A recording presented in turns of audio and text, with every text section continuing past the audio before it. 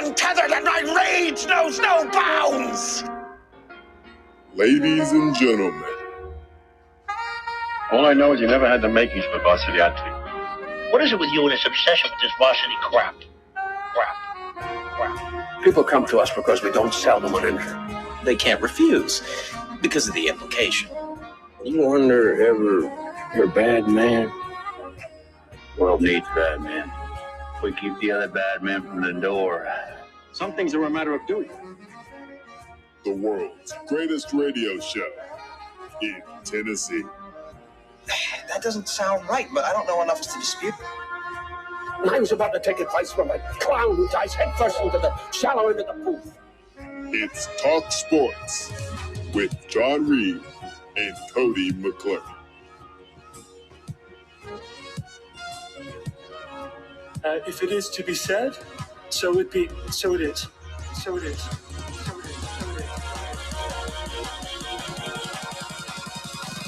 It's a Tennessee thing. Well, I'm holding on.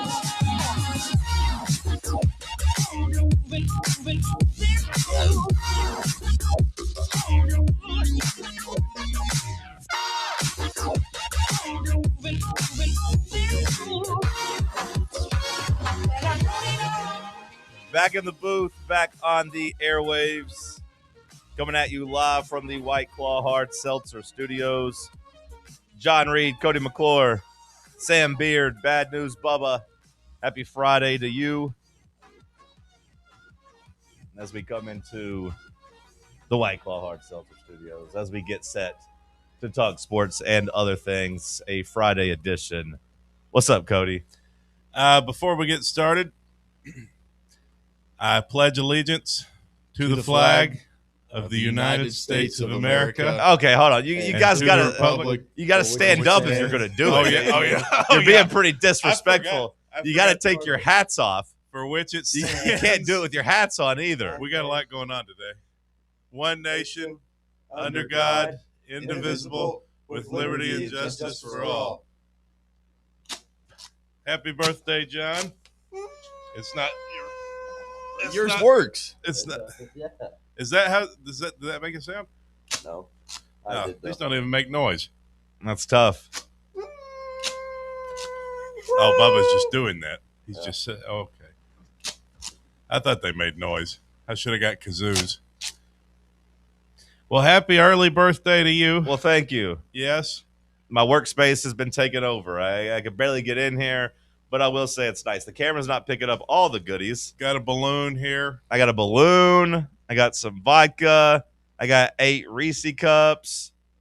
I noticed I got Sprite. Uh-huh. Not to nitpick, but I'm more of a Sprite Zero man. But that's okay. Well, it's you fun. know, I actually thought about that, and I thought because I remembered you having Sprite Zero here back in the spring. Sure. I guess last year. I remembered you drinking Sprite Zero, but then I thought, no, he likes his sugar. Not with my mixers, but I'll drink the Sprite regardless. Yeah, I'll mix it in. It's a nice gesture. I'm not going to nitpick you. Now I noticed you got some Surfsides as well. These look like they were the ones in the kitchen though, that they brought us and gave us. Oh no, I picked those up when I got the vodka. You went with the green tea. Yeah. Because I got to be honest, I love the tea. I love the lemonade. I'm not so crazy about the green tea, but it's fun. It's fun. I appreciate the gesture. I will drink those Sprites. It'll be great. And a Coke in front of it, too. That's nice. Yeah. Well, you know, the Sprites, for some reason I had convinced myself that Tim had Sprite Zero and that you were just drinking Sprite Zero because that's what Tim had gotten. I'm not going to nitpick. It's a beautiful gesture. It's a beautiful gesture. Well, best birthday gift I've gotten in a long time. Are you going to wear your hat and your pin? I don't know if I'm going to wear my hat. You have a button too. The button, I'll save it for Sunday maybe. We'll see if it could go on. Okay. Well, I'm trying to roll this balloon up that way I can hook it here and we can have it on camera. Yeah. But it was beautiful. You know, I really thought something was wrong. I pulled in here. Cody was here. Andy had his nitro brew like just sitting on top of his car. I said, did Cody was his stomach just in shambles? He had to run in the bathroom. Did somebody abduct him outside of his car? You thought it was going to be like a life alert situation? I was a little worried when because Cody walked in here. Because A, was here early, and B, he left his coffee like something had happened to him. It was going to be the next. I was going to be the next Nancy Guthrie. So I was a little worried, but I come in and I saw that he's taken the time and prepared this room for me. He's got a broken leg after trying to put the happy birthday sign up. It's a very sweet gesture. I noticed that Bubba and Sam weren't here and had nothing to do with it, but Cody went above and beyond. What a guy. Cody I wanted you to make sure you felt special and felt the love today, because there's a chance I might not be able to make your party this weekend. So I just wanted to make sure that you knew that I love you. Oh, I love you. I appreciate it, and that I care. No obligation to make my birthday get together for anybody. Just, I was sad last year when nobody came to paintball because that's a numbers game. I did need people to play. Luckily, my friend got some of his friends to come, so that was kind of sad. I had a couple of just acquaintances playing, but I did want to play. So I was a little sad last year, but for my get-together on Saturday, there's no pressure there. Nobody has to come to that. Well, I might be going to Nashville is the thing. It's fun. So, Nashville's more fun than hanging out with me. No, that's not it. It would be for work purposes. You're a working man. You look, somebody's got to pay for that riverfront property. Like you got water property now. Like you got to go. You got to go make some coin. I understand. I just wanted to make sure that we went over the top today. Yeah, that was nice of you. A little early birthday, and there's more surprises to come. More surprises to come. That's I don't know right. that sounds ominous. I don't know if I like that. That's I'm right. going to be looking around the corner. Denise should be here anytime. I called her. She said she'd be here. So Denise? Uh-huh. Okay. A friend of mine from the Emerald Club. At first I thought you said Denise. I was going to say that's my dad's. That's my brother's dad's name, and he's not a fun time. He's kind of rough sometimes. He just stares at me. No, I'm hoping Denise gives me directions to do stuff. Yeah. Denise and LaToya should be here anytime. I watched a video last night of a guy who bought a Michael Jackson impersonator for like a birthday party, and then he was like, "Yeah, nobody showed up. It's just me tonight." Those videos get me too. Like it's clearly like set up, but it is funny. Like the guy that shows up. He's like, actually, it's just me, but I still want you to perform. Well, the best part was that he bought a second Michael Jackson impersonator, and he was like, "Michael, I'd like you to meet Michael." And they walked in and like locked eyes. He's like, "I've seen your work before." Well, I saw him then. He had a Trump and Hillary impersonator, and then he got them there and just made them have a private debate. Yeah, and then at the end, he's like, "Download Rain Bet." So it's like all an advertisement, but it still brings me in and makes me watch. The dueling Michaels though were funny. Like seeing which one could perform better. Isn't it weird how everything pops up on everyone's timeline? Well, I think that's like advertisement. Like I think they're paying for ads there. So I think that's why that one popped up. Well, like sometimes we all get the same thing. Like even though we have different algorithms and whatnot, like sometimes like Sam will be like, "Did you see this video of this dog on the roller coaster?" I'm like, "Oh yeah, I saw that this morning. I had that one too." It's like they just program us with certain things that we all get, I don't know why it is that way. There's not really a dog on the roller Maybe coaster. they've just put us into like the small brain algorithm, Cody. Yeah, maybe. Anything that even remotely looks like AI at the start, I try to hit less interested and scroll. I don't want that nonsense. Yeah. Like you showing me that dog eating the burrito. I've been thinking about that for a week on whether or not that was real. I think it was Cody real. showed that to me like 3 hours after the show, and he was like, "Look, I think this is real." Are you sure? Do you think it's real? I was like, are you sure it's not real? It does not look real to me. It didn't look real to me either, but I was like, what if there are some like really cool things that we're just dismissing as AI? Well, there's also do you get this like super AI ones like that are like I've been getting the ones where like here's the 22 best foods that you can eat or whatever for your body, and it's babies like shaped as a thing. Oh yeah, I have seen that. It's really creepy. It's like a baby that's like his skin is grapefruit. Where it's like, I'm an apple. 1 apple a day is great for blah, blah, blah, blah, blah. Oh, no, like that's not made to my side of and the then internet. The next baby's like a kiwi, and like the next one's a banana, and he's like mushed. It's I don't know. It's really weird. It's upsetting to me. I don't like it. And then like some of them are just like wild and disrespectful. Like during January, my algorithm was like, "Hey, this guy likes wrestling. Hey, this guy watches a lot of like 50 Cent rap videos. Here's Martin Luther King bringing in a Money in the Bank briefcase into the wrestling ring trying to cash in. Yeah. No, I don't want that. That's not what I want. Hey, here's Rosa Parks twerking. No, don't want that. Hey, here's Hillary Clinton in a bathing suit. I was like, okay, let's slow down on this one. Now we're talking. Hill Dog. Yeah, there's the one with the beds. Like, which bed would you rather? Yeah, I sleep hate in? those. Yeah, it's like made of mice. Yeah, and they start scurrying like a bed of sour cream. yeah. That's the same brand as the babies, whatever that is. It's like super AI. I don't know what it is. It's like animated. I shouldn't have said that about my boy Denise. Me and him are cool. There's just a language barrier, like a communication barrier, but we got no beef. He's always super nice to me. So he does try to give me instructions, and I have no clue what he's saying. I'm like, yeah. Every time we talk, it's just me nodding and be like, yeah, Who did you say that was? That's AJ's dad, Denise. Oh, okay. Yeah. I thought you said your stepbrothers. No, my best buddy's dad. Oh, okay. And I stayed over there a lot, like in high school, and just hung out and like lived at his house in college. And so he'd come up and be like trying to fix something, and I would try to be like, hey, how's it going? And he'd just like mumble something to me. He let my dog out one time. My dog ran way far away, like through the busy streets of Knoxville. That was a tough go. I was like, where's Frank? He just kind of pointed. I was like, oh, God, oh, no. Pointed at I-40. Yeah, I had to drive around. But he's my boy. Sam, you good over there? Yeah, I'm pretty good. Played some golf yesterday. How'd you shoot it? Good for like the second round I've played this year. My short game is horrendous. Sure. That's got to get back in line, but that'll take a little bit. But I was striking the ball well, but I think I had 5 3 putts yesterday. Shot 84, could have been 79 easily. I feel like most people would lock in at 84, though, listening. Yeah. So that's good. What's your normal?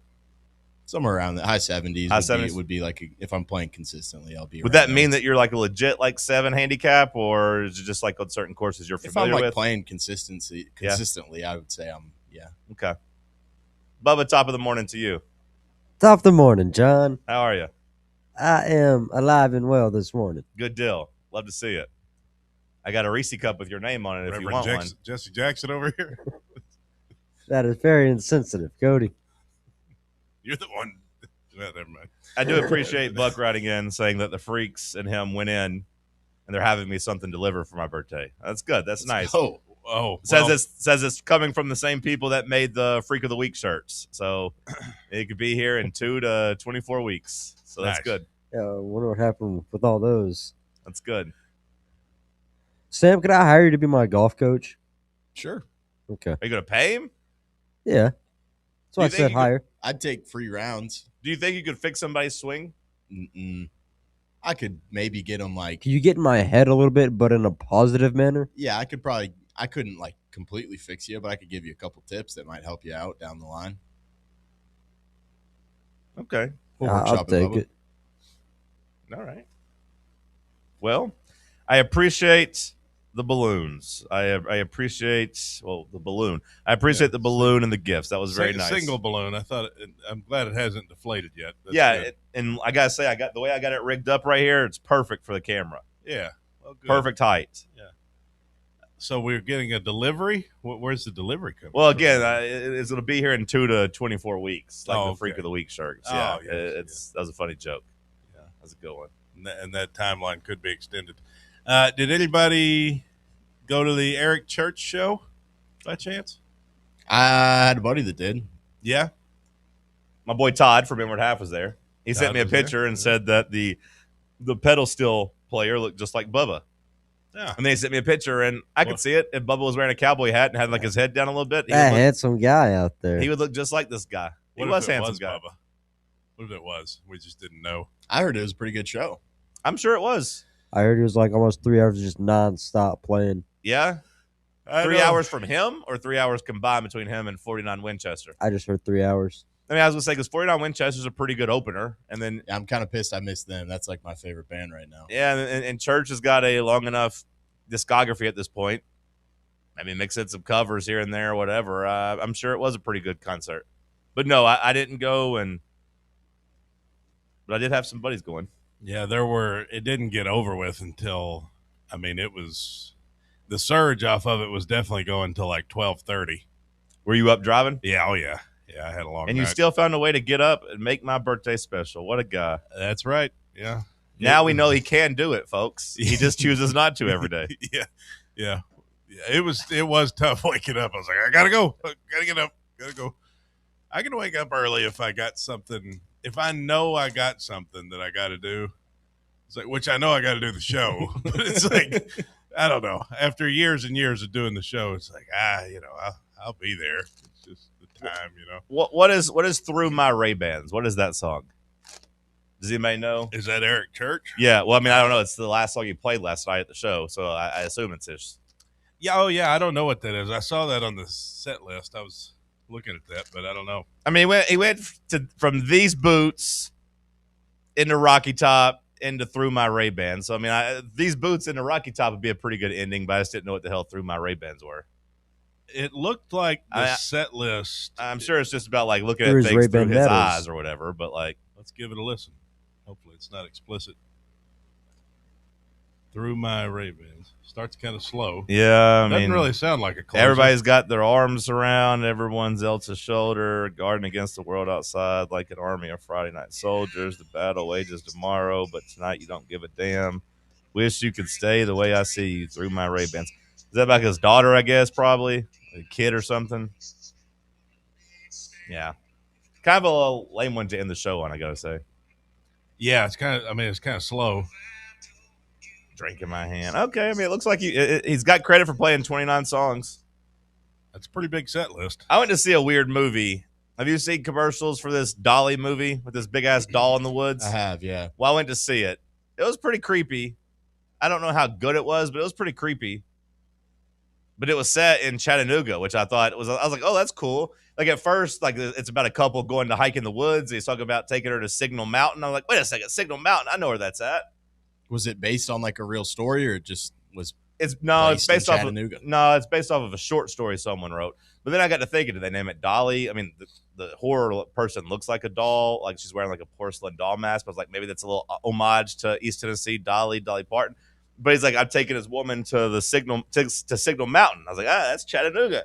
And then when he gets out of the car, boom, Tennessee license plate. It's like, oh wow. And then like as they're walking through the woods, I'm like, this looks like the way like the woods I've been in East Tennessee look like. And then after the movie, I looked it up, and it was shot in Chattanooga. I was like, that's cool, because it looks like Tennessee. Well, then I was like, wait a second. I don't know if I want Tennessee to be associated with this. These like old hillbillies in the woods, like being weird and like doing really weird, creepy stuff. I felt like a little bit like Hills Have Eyes in West Virginia. I was like, I don't think this is fair. They're trying to go over the top with the Appalachian. Yeah.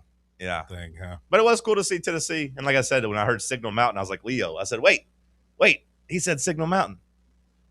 Which actually, I thought he said Lookout Mountain, but my old lady is like, no, he said Signal Mountain. I was like, well, same thing. It's crazy how big those mountains are down there. You know, it looked really big. Whenever they like zoom out and show the whole forest, it's like, damn, that's pretty. I've said it before, but every time I drive into Chattanooga, I'm always blown away. Like I know it's there, I know what it is. It's just a little city by the river, but the geography. I mean, to have the big mountains all surrounded and then the river running through right there. I mean, it's such a beautiful place. The city, maybe not in itself as much, but it's picturesque, quite a scene. I don't know. They say they have crime there. I don't know. I don't really know the statistics. I will say, looking at the Eric Church set list, I don't really know many of these songs. Yeah, I was going to say, it's like the first 10 songs are kind of like, I guess, newer stuff, right? Yeah, I don't know any of his first 10 songs. And then he hit Smoke a Little Smoke. And I was like, I know that one. Homeboy, I know that one. Did he do Carolina? It doesn't look like it. Oh, man, I would have. He did Talladega. Okay. I would have been disappointed if I went and didn't hear Carolina. Yeah, I don't know. You know how these artists are. They want to give you all their new material. That, and plus they also try to mix in a couple. I'd say Carolina gets played some nights and other nights it doesn't. I don't know why they do that with the new songs, but all artists are like that, Not Garth. He just sticks to the And hits. he goes out of his way. He says, I got some new albums. Like, but now I know what you guys are here for. You're here for the old stuff. Yeah. And everyone's like, yeah. I guess we don't want to hear any of that new garbage garf. Play what we liked in the 90s. He's like, I will. I feel like they're just really hung up on, like, they don't want to become irrelevant or be a tribute band, I guess. Well, plus, if you're also making new music, yeah, you want. There are probably some people there that listen to the new albums that want it. Like, even when I would see the Stones, though, they'd mix in a couple of new ones. I'm like, you guys are 80 years old. Like, nobody is here for this. Which It does give you a nice bathroom break, though. It is a great time to go to the bathroom when they play something from the new album. That's what I'll tell him. Garth goes out of his way to be like, I know you guys don't want that. You're here for the old stuff. Yeah. And that's what I'm going to give you. Will Warren going to join the show at 9:30, talk some Tennessee basketball. We got to start with some, I guess we got to really dive into another day of Kim Caldwell because, oof, it gets worse and worse and worse. And last night was a 2-for-1. We got a beatdown, and we got another weird thing going on with your star player. The Kim Caldwell special. We'll dive into it. It's Talk Sports on Fan Run Radio. Big Orange Country's home for sports. This is Fan Run Radio. What kind of day is it? It's a White Claw day. Grab a pack, grab your friends. Everything else in life can wait. Your friends shouldn't. Let's go. White Claw. Grab life by the claw. Please drink responsibly. Hard seltzer with flavors. White Claw Seltzer Works, Chicago, Illinois. Welcome to Axle Logistics, where excellence isn't just a goal, it's an energy. As a leading third-party logistics company, Axle is powered by an award-winning culture built on a work hard, play hard mentality. Here, the drive for success is contagious and hard work never goes unnoticed. Whether you're just starting out or looking to level up, Axle Logistics is the place to launch your career. Join us and take your ambition to the stars. To learn more, visit axlelogistics.com. Hey, Vols fans, Cody Brown here. I grew up right here in Tennessee and know what it means when someone says, I've got your back. That's why you can trust Farm Bureau Insurance of Tennessee. Whether it's your home, your vehicle, your family's future, or the business you built from the ground up, we will show up for all of your insurance needs. We are Tennesseans who understand what matters, which is doing right by you. Insurance is not all about just paperwork and policies, but it's about the people we insure every day. So if you want insurance that hits home, give me a call at 865-992-3871. Go Vols. Located in Knoxville's historic Old City, Barley's offers great food, live music, the best draft beer selection in town, and now your new favorite place to watch sports. Their indoor projector is perfect for any weather, and they've revamped their upstairs area with more TVs to take in all of the action. Their menu features hand-battered chicken tenders, juicy burgers, fresh salads, and the tastiest pizza in Knoxville. You can enjoy their happy hour drink specials daily from open until 6 p.m. Barley's Tap Room and Pizzeria. Are you ready for the start of a new season? Maybe looking for your team to go on a tournament run? Get game day ready with Crumble. Head on over to your nearest location and pick up 12 pre-selected cookies plus exclusive toppers. When you're looking for dessert options, there's no question about who you should call on. Our listeners already know. Last year, the Dubai chocolate was a home run, along with the brownie batter. Oreo crumb was another crowd favorite. What new flavor will set the standard this season? If you're in the Knoxville area, there are 3 locations ready to serve you: Clinton Highway, Parkside Drive, and Maryville. Download the Crumble app to build your best lineup and vote on the best combos. You can even put your bid in to request a new flavor. Order in the app and slide on over to your nearest location. Tell them Fan Run sent you, and as always, it's for the fans, by the fans. Don't miss the cookies. Fan Run Radio, where Big Orange Country comes to talk sports. Start your morning off with your daily dose of Talk Sports with John Reed and Cody McClure from 8 to 11. Then it's Tony Basilio from 11 to 1. The Playbook with William Pattison from 1 to 3. And The Drive from 3 to 6. It's 10 hours of hard-hitting local sports radio every day, right here on the flagship station for Tennessee fans. This is Fan Run Radio, Knoxville.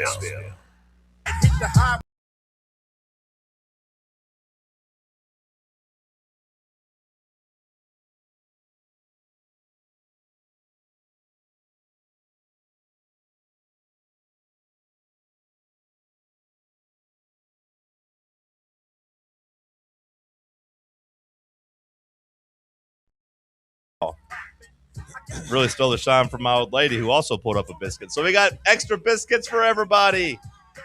It'd be funny if the chat also sent biscuits. 2 spicies. 2 spicy biscuits for Bubba. 2 regular biscuits for Sam. Cody, I got you 2 grilled. It's just about order. I got you 2 grilled patties out there, but I know you kind of went back to the bread. Yeah, never hurts to have extra chicken. Yeah, we got chicken. The chicken will be eaten in some way, in some form or fashion. Thank you. Poor Aiden Sidoti. He texted me at 3:15 like, John, I've been trying for hours to get your sports update ready. I can't get it to export off my computer. You're not going to have it tomorrow. I'm really sorry. I woke up this morning like, brother, don't worry about it. It's okay. I know you're trying.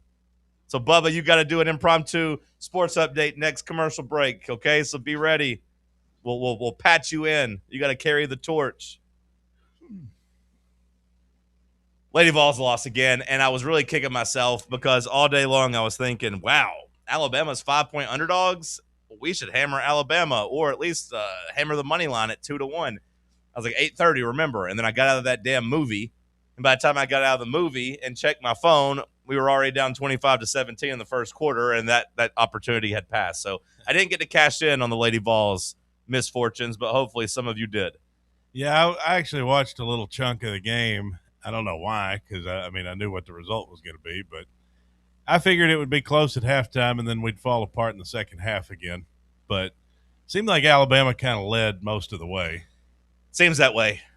Seems like they just took control from the get-go, and a lot of people pointed out as I was like getting caught up in the first quarter that despite our best efforts of trying to press, we forced 0 turnovers in the first half. So I feel like either people have figured out this press or the players don't really try hard enough or maybe a combination of both. But if Kim Caldwell's going to try to run the pressure and you force 0 turnovers, you're going to get your ass beat, which is what happened last night.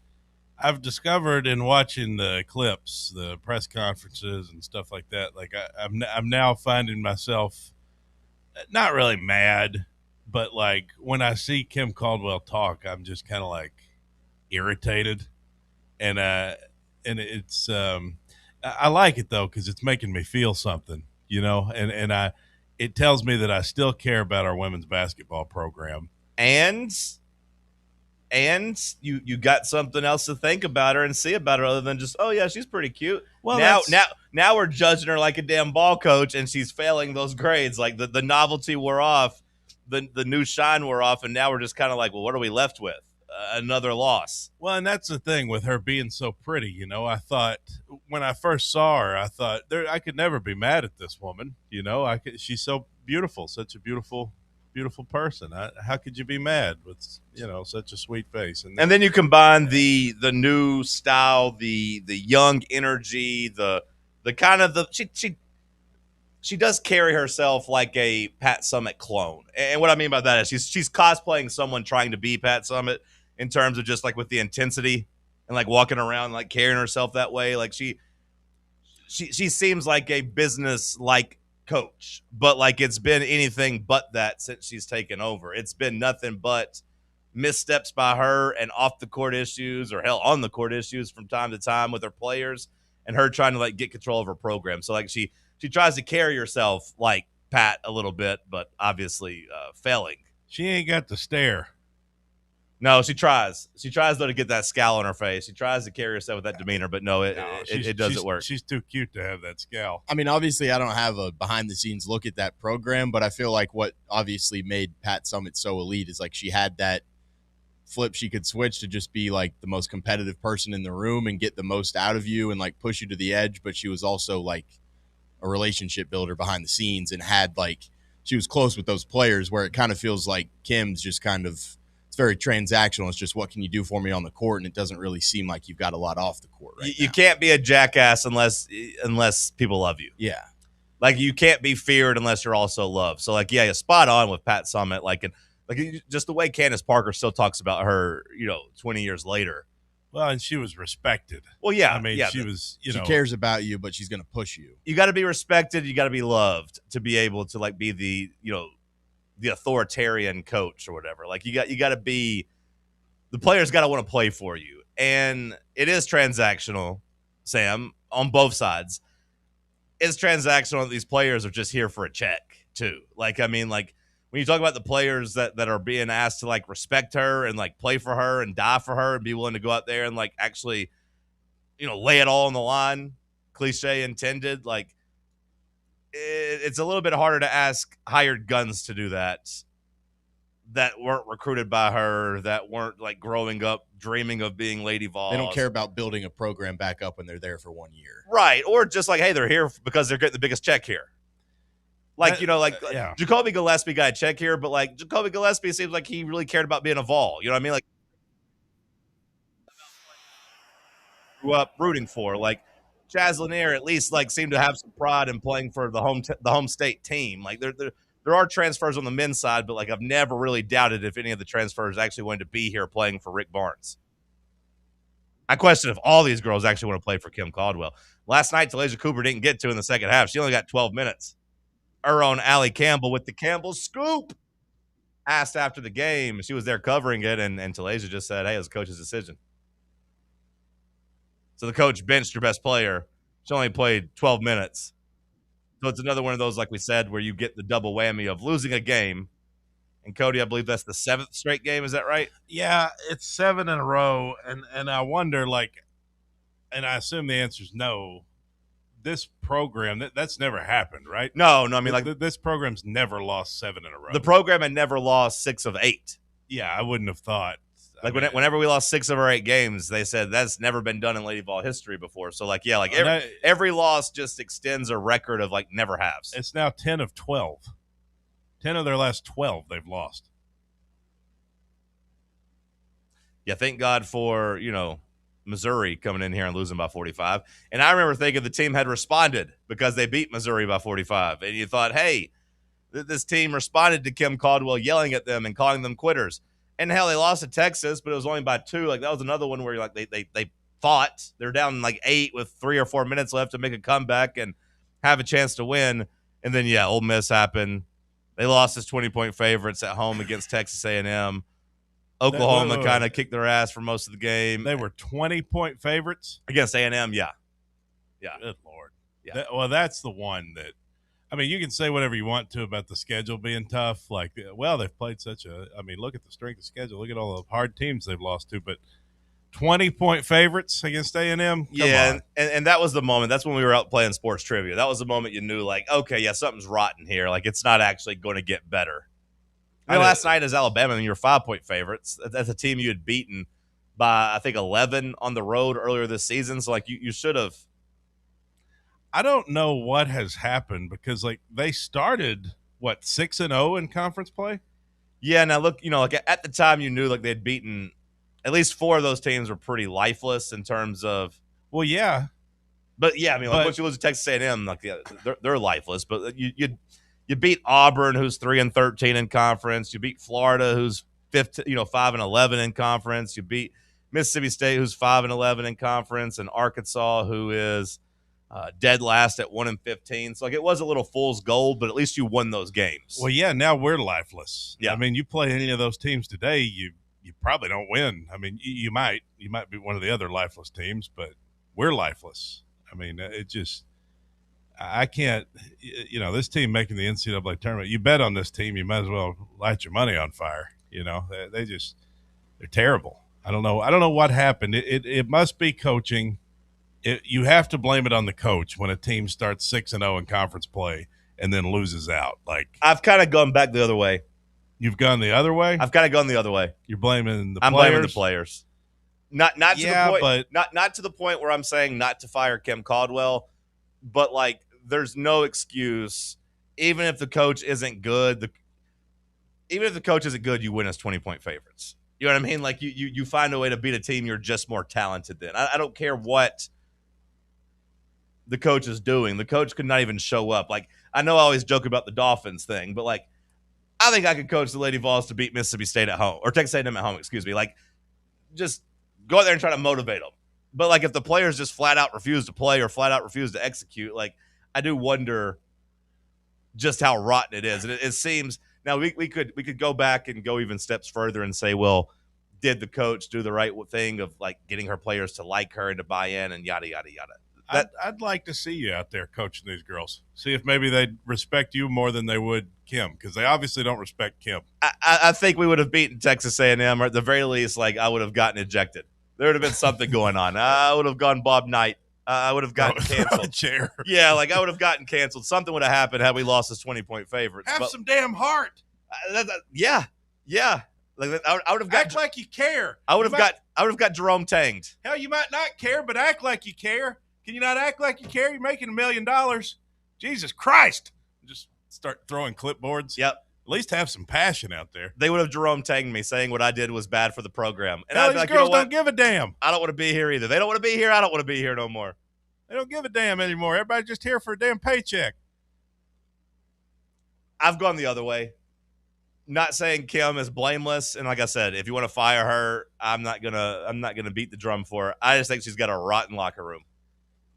And there's been rumors of that over the last 2 years of just like some of the players and the way they handle business off the field and just the way they act out in public. It just like, there's been a lot of talk about that. Well, look at everything that's happened. I mean, you got 3 major examples. You had the criminal that had to be dismissed from the team. Right. Ruby.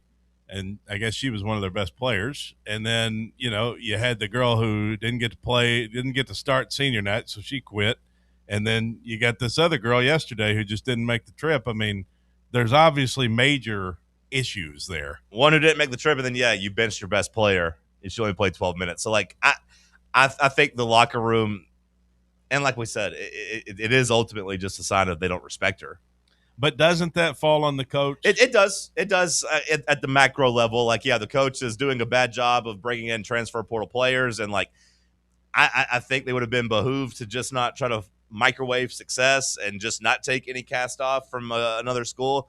Like, actually, like, hey, we might be a bottom tier team the first couple of years, but we're going to build a program. I just go back to Bruce Pearl. I go back to Bruce Pearl, and look, I think there was a clear cut when he first got here, and the players were scrappy underdogs that were like thankful to be at Tennessee. And like Chris Lofton overlooked at Kentucky, Jawan Smith walk on from down the road. Like those guys were kind of your fabric with, Dame Bradshaw mixed in. Those guys gave their all for Tennessee and played the scrappy press, and you could actually turn people over and play exciting. And then fast forward towards the end when all of a sudden you got some All-Americans, you got some guys, and that last year in turmoil, like, didn't go as well. The players kind of acted like they did in this situation. Bruce has had several guys like that over the years. Yeah, like it's one thing to have the scrappy like 3 stars that want to die out there and press and play really hard. You could probably still play the system and get that maximum effort, but like certain level of player don't want to play that way. Well, you talk about the macro level and like on the big looking at the big picture, like what we've got out there right now is the worst thing about college sports right now, right? It's something that, and I'm sure we're not the only school dealing with this. It's all these hired guns, all these mercenaries. They don't really care about the school that they're at. Like, it didn't used to be that way, and I don't know how you fix that because that's a bigger problem in college sports. I saw a clip from the Christian Braun kid that we were talking about a few days ago at Kansas, and he was like, my senior year was the first year of NIL being legal, and he was like, I made $60K, which is obviously incredible. He was like, but seeing these kids walk around Lawrence, Kansas with $1 million, he was like, I wouldn't have made it to the NBA if I had $1 million living in Lawrence, Kansas. Yeah, like we've gone too far, and like not to be the boomer. I know my birthday's coming up. I'm getting old, about to be on the wrong side of my 30s, but like there is something to that. Like NIL should be for making sure you have a good place to live, making sure you got some money to eat. Like that was kind of the idea. Like Christian Braun said, like, hey, $60,000. I didn't have to worry about it. I was getting paid a fair salary. That's cool. I still was working hard. The NBA was still the goal, yada, yada, yada. These Lady Vols, man, they're making 6 figures. Like when you look at their cuts of like the revenue sharing, they're making $80,000, $125,000. And that was like with even out any NIL when you actually ran the math during the whole baseball saga. Like all those players are well paid. So they don't care as long as the check clears. It's gross, but like it's true. Yeah, I mean, Kim's out here just It's a bunch of rotten apples. That's what she's out here shift changing Nukesa Richardson's. Nukesa Richardson, of course, one of the bigger troublemakers in Tennessee history. That's what these players remind me of. Everybody's Nukesa Richardson. Just, which I don't know. Maybe that's unfair. I'm not saying all these girls are criminals. I'm just saying that they're all they're all they're bad apples. There's a handful of knuckleheads, and there's been enough talk about it, like of just, last year there was talk about a girl being on her damn phone on the bench, and like him not being able to like control, like not even like having cell phones on the bench. It's tough, man. I don't know how you coach these days. Like, I mean, look at all the old coaches that got out of it. They couldn't do it anymore. You didn't think he was going to go to the women's game, though? Like, I mean, the women's game. Gino, he still got his stuff figured out. You thought the women's game might still be a little bit more pure because it wasn't as high dollar as as men's, basketball and football. Like, you made some good money, but, like, you weren't walking around with $1 million. Like, there aren't very many $1 million contracts getting thrown around in women's sports. But, no, the Lady Vols team is rotten as any team I can remember. Yeah, I mean, it's just, I don't know. It's kids these days, as we sit up here on the porch in our rocking chairs talking about how it used to be. These kids these days, I mean, I was telling you yesterday how dumb some of them are. I mean, they just, it's amazing, really. Hell, yesterday I was picking up from that concert. They don't even know where to stand. They don't know how to, on the corner. No, I'm right here. I don't know. I am not defending Kim Caldwell. There's nothing really to defend. As David points out in the chat, she is 40-22 overall. She is 16-16 in SEC play.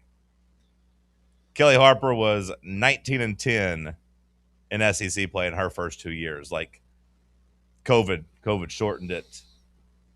I'd like to know, David, see if you can run. And it's funny, I'm asking him. Hey, David, you're our research team for today. What was Kelly the last 2 years in SEC play? Let me see that. I can find that pretty easy, too. Because I'm interested. Because, like, Holly didn't let it slip. Man, I heard Kim talking yesterday. I heard audio of her in the press conference. I don't know if it was after the last loss or sometime this week, getting ready for the tournament.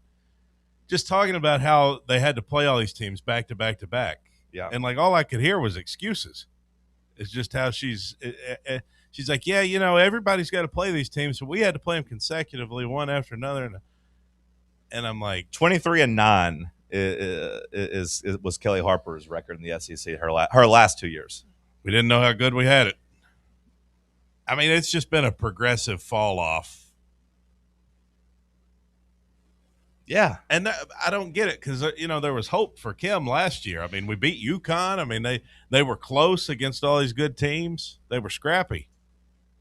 Players didn't all seem like they hated each other at that point. Now, maybe it's because you had a couple holdovers from some of your rotation players were still from the Kelly era. So maybe you still had some people that recruited here that dreamed of being Lady Vols and all that. But this year was rotten, man. So the girl that didn't make the trip, that was what was her, Denia Prawl? She didn't even get on the damn bus. Was that her name? Denia, I think. More like Denia bid to the NCAA tournament. Am I right?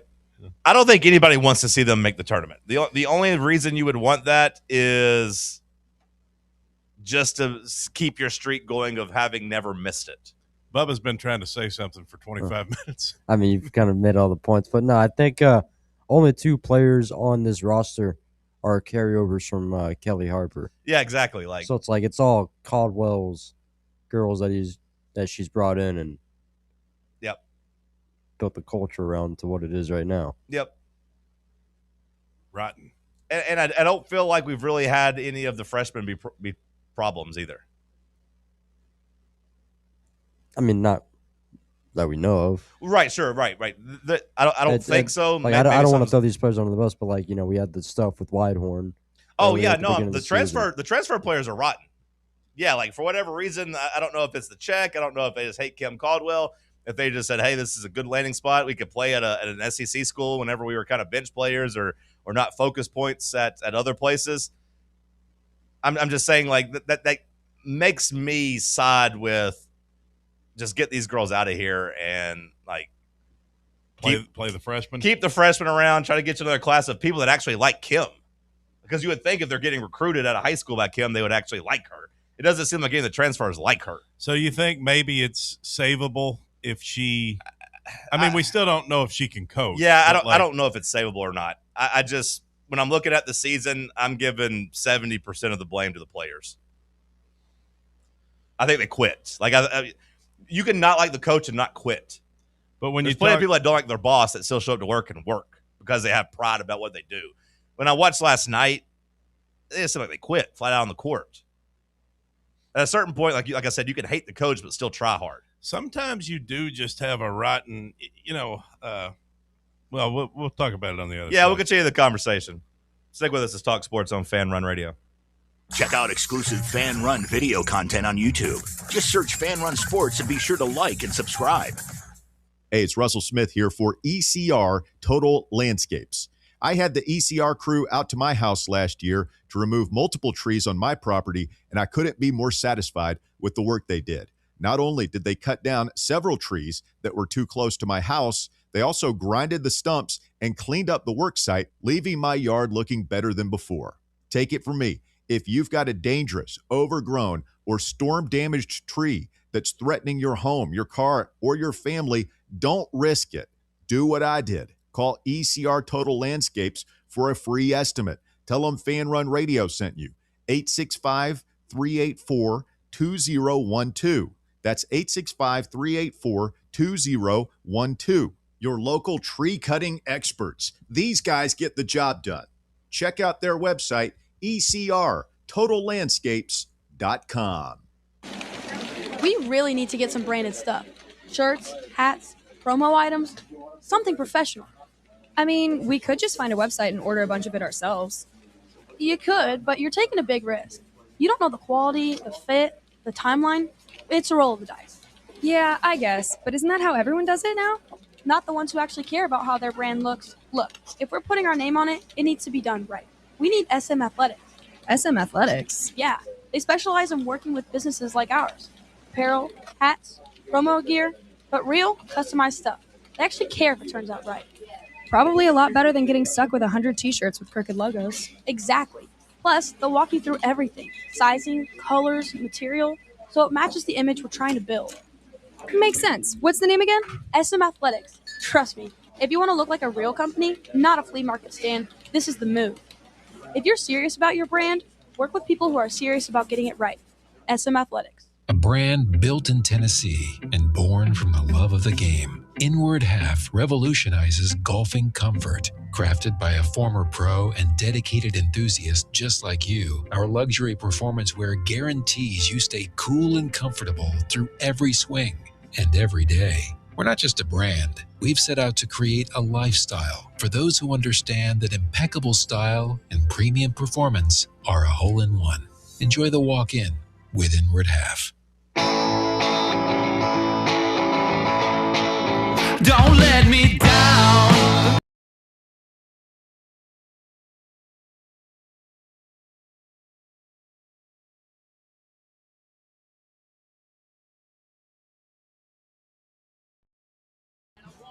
I think that discussion kind of hammers home some of my frustration this year.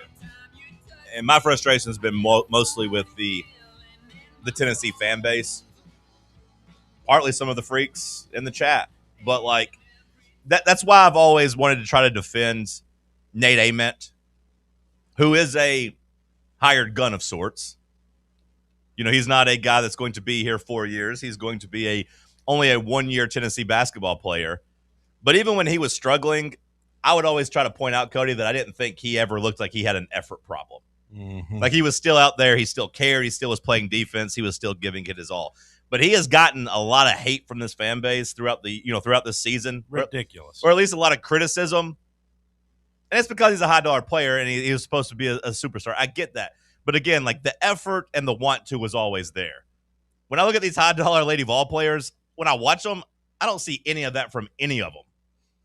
You know, Kim should spend some time with Rick Barnes. Go into his office. I'm sure they're close by. I'm sure he's right down the hall. Go in there and just ask for some advice, you know. And I imagine Rick would tell her, look, you're recruiting the wrong kids. You don't have anybody who cares. You need somebody. You got to recruit the right type of athlete. That's probably what Rick would tell her. I don't know. It reminds me, you're talking about the rotten culture, though, and how some of the freshmen are not that, and how they're, they seem to want to be there. It reminds me of my varsity athlete days. Okay, back when I was a varsity athlete. There was story time with Cody. Yeah, back in the day, we had a rotten class ahead of us. My class was always successful on the field. We always got results. We always won games.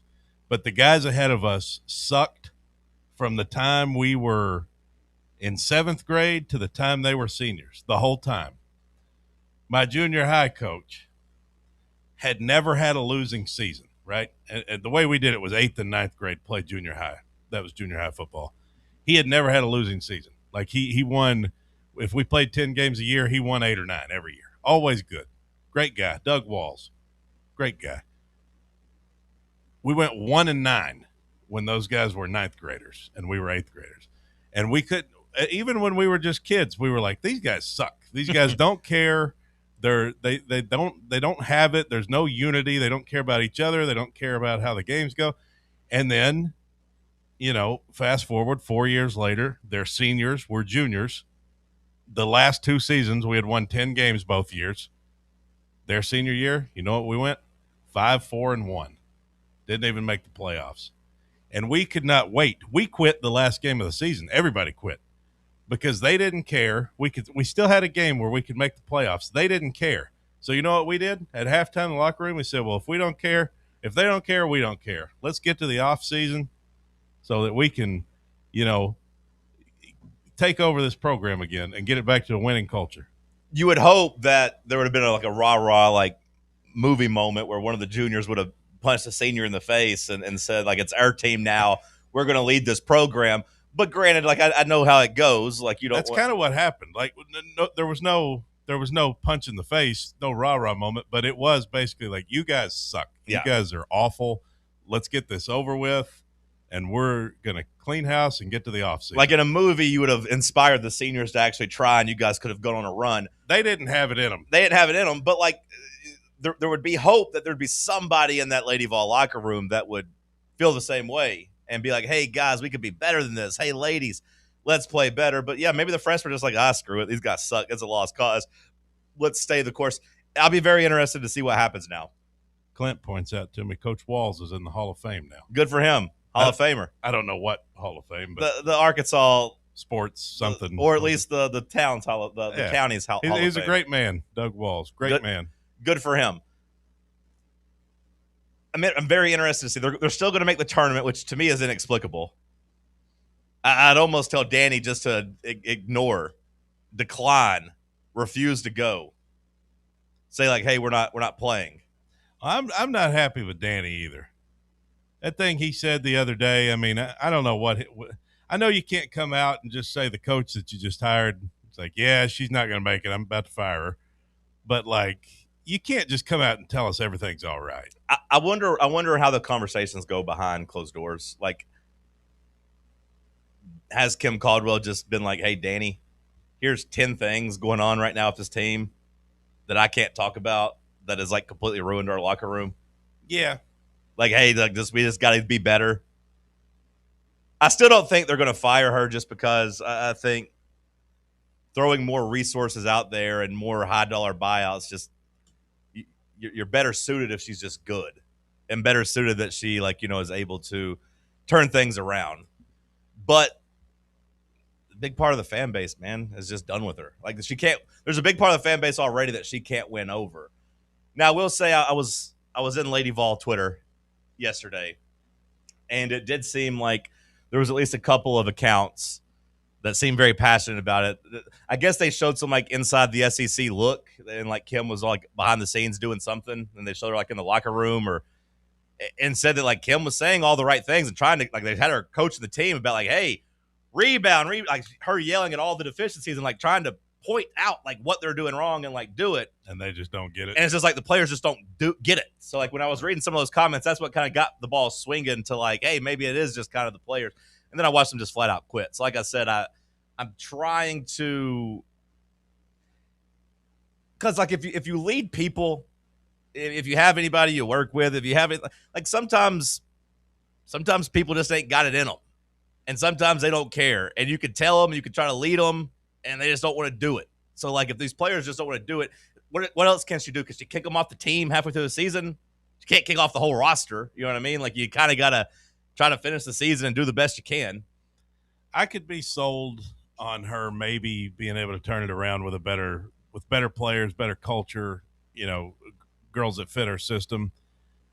I still have a question about like what is up with these third quarters. Yeah. Like when it comes to the actual coaching. Oh yeah, no, there's on the court. Yep, there's still plenty of questions about whether or not she can actually coach. I do think that's fair that we point that out. That's still a question mark, but I'll give her the benefit of the doubt on that. Like, maybe it's too early to tell. Like I don't think we should run her out of town in year 2. Like just to be clear. Like you got to give her next year and see if she can turn it, fix the offseason. My official take is whatever happens, is how I feel about this offseason. If they fire her, she's going to have to accept she got fired because she didn't get the job done. Like it would be a 100% justified firing. Yeah. If they bring her back, I'm okay with giving it one more year. I'm not a huge Lady Vols fan, so like my opinion on that isn't going to come from the most educated place with the people who live and die with the program, but I'm just, it is what it is. Whatever Dane decides, I think is a decision. I'm not even saying it's the right decision, but it's one that you could justify. I am right on the fence with this. Fire her if you want. It's justified. Give her another year. I can see the benefits of it. Anything else about the Lady Vols, Sam? Bubba? I'm good. Well, that's something they can't say. Left foot, right foot, breathe. Bubba, anything you got? I mean, there's times whenever they look pretty good. Like there's switches on defense, like late in the second quarter, wasn't too bad. But then when things go wrong, they go wrong, and I guess I'd try to coach the players to look around more instead of playing, because it seems like every athlete is the same. Like they're all just athletic girls that are supposed to just all play the same way. And I don't know if that causes problems or if that's the way she wants her team to be. I think you caught Bubba mid-snack. Hour 1 of the books. We'll kick off hour 2 with some headlines. Will Warren coming up at the middle of the hour to talk some Tennessee men's hoops. Stick with us. Let's talk sports on Fan Run Radio. The flagship station for Tennessee football. Fans. Fan Run Radio. Blackford Veterinary Surgery Referral specializes in surgeries not regularly performed by your pet's general veterinarian. They're currently accepting referrals from vets all across the country. With their newly renovated state-of-the-art surgery center and highly trained staff, clients can rely on professional and thorough care. If your vet says that your pet needs surgery or rehab, ask for a referral to Blackford Vet and let them get your best friend back on its feet. Located conveniently in West Knoxville. For more information, visit blackfordvetsurgery.com. At Knoxville Insurance Group, they understand the challenges many consumers face when searching for insurance coverage. That's why whether it's for you, your family, or your business, they create a coverage plan specifically for your unique needs. Knoxville Insurance Group is an independent firm, which means they aren't beholden to just one insurance company. They search multiple companies acting as your negotiator to find you the best possible policy and price. Start a quote in minutes at KnoxvilleInsuranceGroup.com or call them today at 865-694-9788. What's the difference between an ordinary EV and a Mercedes-Benz EV? The feeling. Electric is what gets you there. Mercedes-Benz is what moves you in ways no other automaker can. Feel the freedom of the superbly versatile 7-seater EQB. Revel in the inspired, customizable comfort of the EQE sedan. Sense the brilliant intelligence of the EQE SUV. Discover the boundless capability of the EQS SUV. And luxuriate in the flagship meets spaceship magnificence of the EQS sedan. Every Mercedes-Benz electric vehicle offers the very latest MBUX voice-activated AI software, as well as remote access to a whole host of functions via the Mercedes Me Connect app. The vehicle's electric, the feeling all Mercedes, the choice all yours. Test drive a Mercedes-Benz electric today at your local dealer or learn more at mbusa.com/EQ. You're listening to FM 105.7 and AM 1340, WKGN Knoxville, and W289CU Knoxville, Fan Run Radio. Vol fans, reimagine your home at Broadway Carpets and Flooring for any remodeling or building needs. With a variety of carpets, rugs, hardwood, vinyl, and stone, Broadway has all the flooring and installation options you're looking for, including pet-resistant products like Pet Perfect Carpet from Shaw Floors. Visit their showroom in downtown Knoxville or the location in West Knoxville located on Kingston Pike near Pellissippi Parkway today. What kind of day is it? It's a White Claw day. Grab a pack, grab your friends, everything else in life can wait. Your friends shouldn't. Let's go. White Claw. Grab life by the claw. Please drink responsibly. Hard seltzer with flavors. White Claw Seltzer Works, Chicago, Illinois. Blackford Veterinary Surgery Referral specializes in surgeries not regularly performed by your pet's general veterinarian. They're currently accepting referrals from vets all across the country. With their newly renovated state-of-the-art surgery center and highly trained staff, clients can rely on professional and thorough care.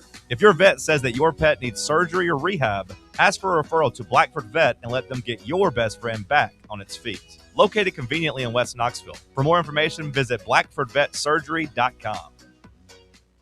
Hey, Vols fans, Cody Brown here. I grew up right here in Tennessee and know what it means when someone says, I've got your back.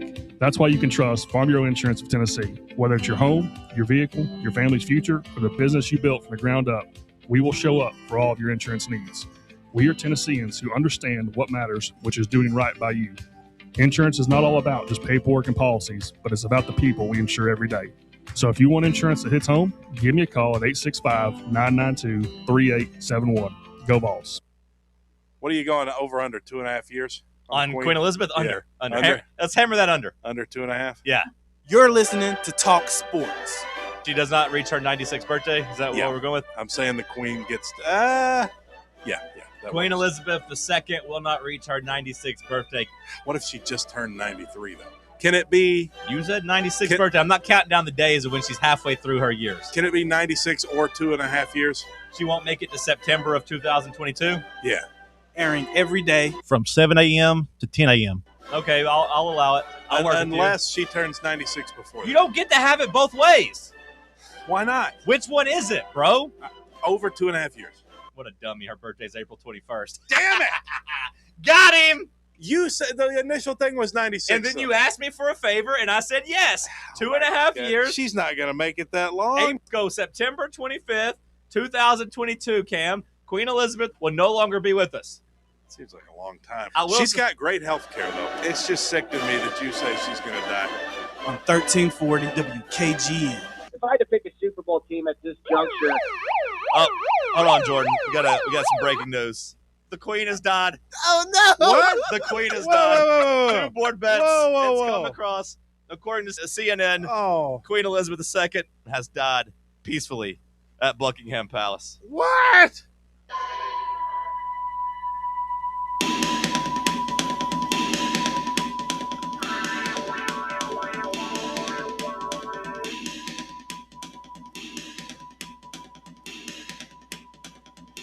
Hour number 2 kicking off here in the White Claw Hard Seltzer Studios. Have me some White Claw this weekend. Drink them responsibly. Pick up a variety pack. We'll just go with all 12 with the black cherry like I do. Hour 2 headlines. What you got, Cody Mack? Thank you, John. You're welcome. LeBron James. He only gets one. LeBron James has passed Kareem Abdul-Jabbar for the NBA field goal record. How about it? He had already scored the most points in NBA history. Now the Lakers star has made the most baskets, too. LeBron hit a turnaround baseline jump shot over the Nuggets forward Zeke Nyenje with 12.3 seconds remaining in the first quarter yesterday. It was a loss. ended up being to the Nuggets for the Lakers. But it was LeBron's 15,838th made shot. You know, when you say it like that, LeBron James in the NBA has made 15,838 shots. That is a hell of a number. That's a lot. One more than Kareem. I'd imagine he'll make a couple more the rest of the season. Maybe next year. Surely. And continue to put all these scoring stats out of reach. The Texans, Danielle Hunter, agrees to a 1-year, $40 million deal with the team. One of the elite pass rushers for the Houston Texans. Defensive end, I guess he says it Danielle. Spelled just like Danielle, but that's probably not what he calls himself. I don't think he does. I think it's Danielle. He's gotten paid by the Texans, though. I mean, that's good landing spot for him, and they are going to continue to invest in the thing that makes them good, which is their defensive line. Continue to do it. Hell, if I was them, I'd use my first-round pick on a defensive lineman, too. Just continue to have as many elite bodies down there as you can. Speaking of elite bodies, Britney Spears once had an elite body, but not these days. Things have really gone south for the famous pop star as she was arrested in California yesterday on charges of driving under the influence. Old drunk driving Britney. It is troubling news to read. She used to be a real icon, man. One of America's great pop stars of all time. Now she got a DUI. Why is Britney Spears driving? Even if she wasn't drunk, even if she wasn't impaired, that woman should be nowhere near the wheel of a car. You got to kind of feel for her, don't you? I definitely feel for her. Because she's just been, I don't know what happened to her. Like a post-pop career, I mean. You don't know what happened to her. They've made multiple documentaries of it. I know. I never watched the documentaries. You should watch the documentaries because we're all complicit. We drove Britney crazy. Well, she had a mental breakdown, and as she was going through some rough patches in her life, the damn paparazzi just kept that camera flashing in her face. Just we're humans. We're not meant to just be like under a microscope. Well, she was basically locked in the basement, right, for like 15 years because she had a mental breakdown. But like when it happened, and like I got to be honest, I watch a lot of content about Britney. I'm fascinated by Britney because we're roughly not the same age, but like she's my era. I grew up with her. Like she's been a big part of my life. She's your Miley. Yeah. Like, she's been a part of my life, basically since I was like 7 or 8. So I'm fascinated by that era and like going back and seeing stuff that maybe I was too young to understand, but they're pretty rough on her. Even at the time she's 17, like Barbara Walters is mean to her. These reporters are like asking her about like having sex and calling her a liar about not having sex, basically saying you dress too promiscuously you're supposed to care about the kids, yada, Barbara yada, yada. Walters has always been a real bitch. There's so many of these interviews though, like they're just like on her ass and she's like trying to kind of fight back and kind of still kind of show some spunk, but then you can just kind of see it just keep beaten down. Then with the paparazzi stuff and then she's losing her kids and then people are flashing cameras at her the whole time it's happening and she's going crazy and trying to hit a reporter's phone out of his hand or a camera out of his hand and shaving her head because she feels like that's her kind of giving a middle finger to the paparazzi that just want to see her and like talk about how she looks and stuff. Like it's sad. Like they literally pushed her to a mental breakdown. Well, that's always been a thing. Marilyn Monroe going back years before. Well, yeah, she died. Marilyn died. Yeah. Like, you said it's bad for Britney, but hell, at least she stayed alive. All the newspapers had to say was that Marilyn was found in the nude. Kind of sad when you think about it, but it's always been a fascination in American media. Yeah. No, it's kind of sad. There's plenty of stuff where she's crying from the old days. It's like talking about how she wishes she could just live a normal life and like not have cameras around her. You should watch one of the documentaries. They make Justin Timberlake look bad. Yeah. I feel bad for Britney. I think she is she's troubled, but like I think it's because we chewed her up and spit her out. Like, I mean, I think she's a child star that went even further than most people did, but then then got pushed over the ledge. Well, she's obviously troubled, but she needs somebody in her life that, I mean, does her family not? I mean, the fact that she was even out on the road. Well, see, that's the thing is that the family took control of her. They had the whole conservatorship or whatever. And her dad is like a control freak, right? He's like it depends on which side Michael Jackson's dad. Well, it depends which side you look at it. Like, there was the whole Free Britney movement saying that she should be out on her own and be able to do what she wants to do.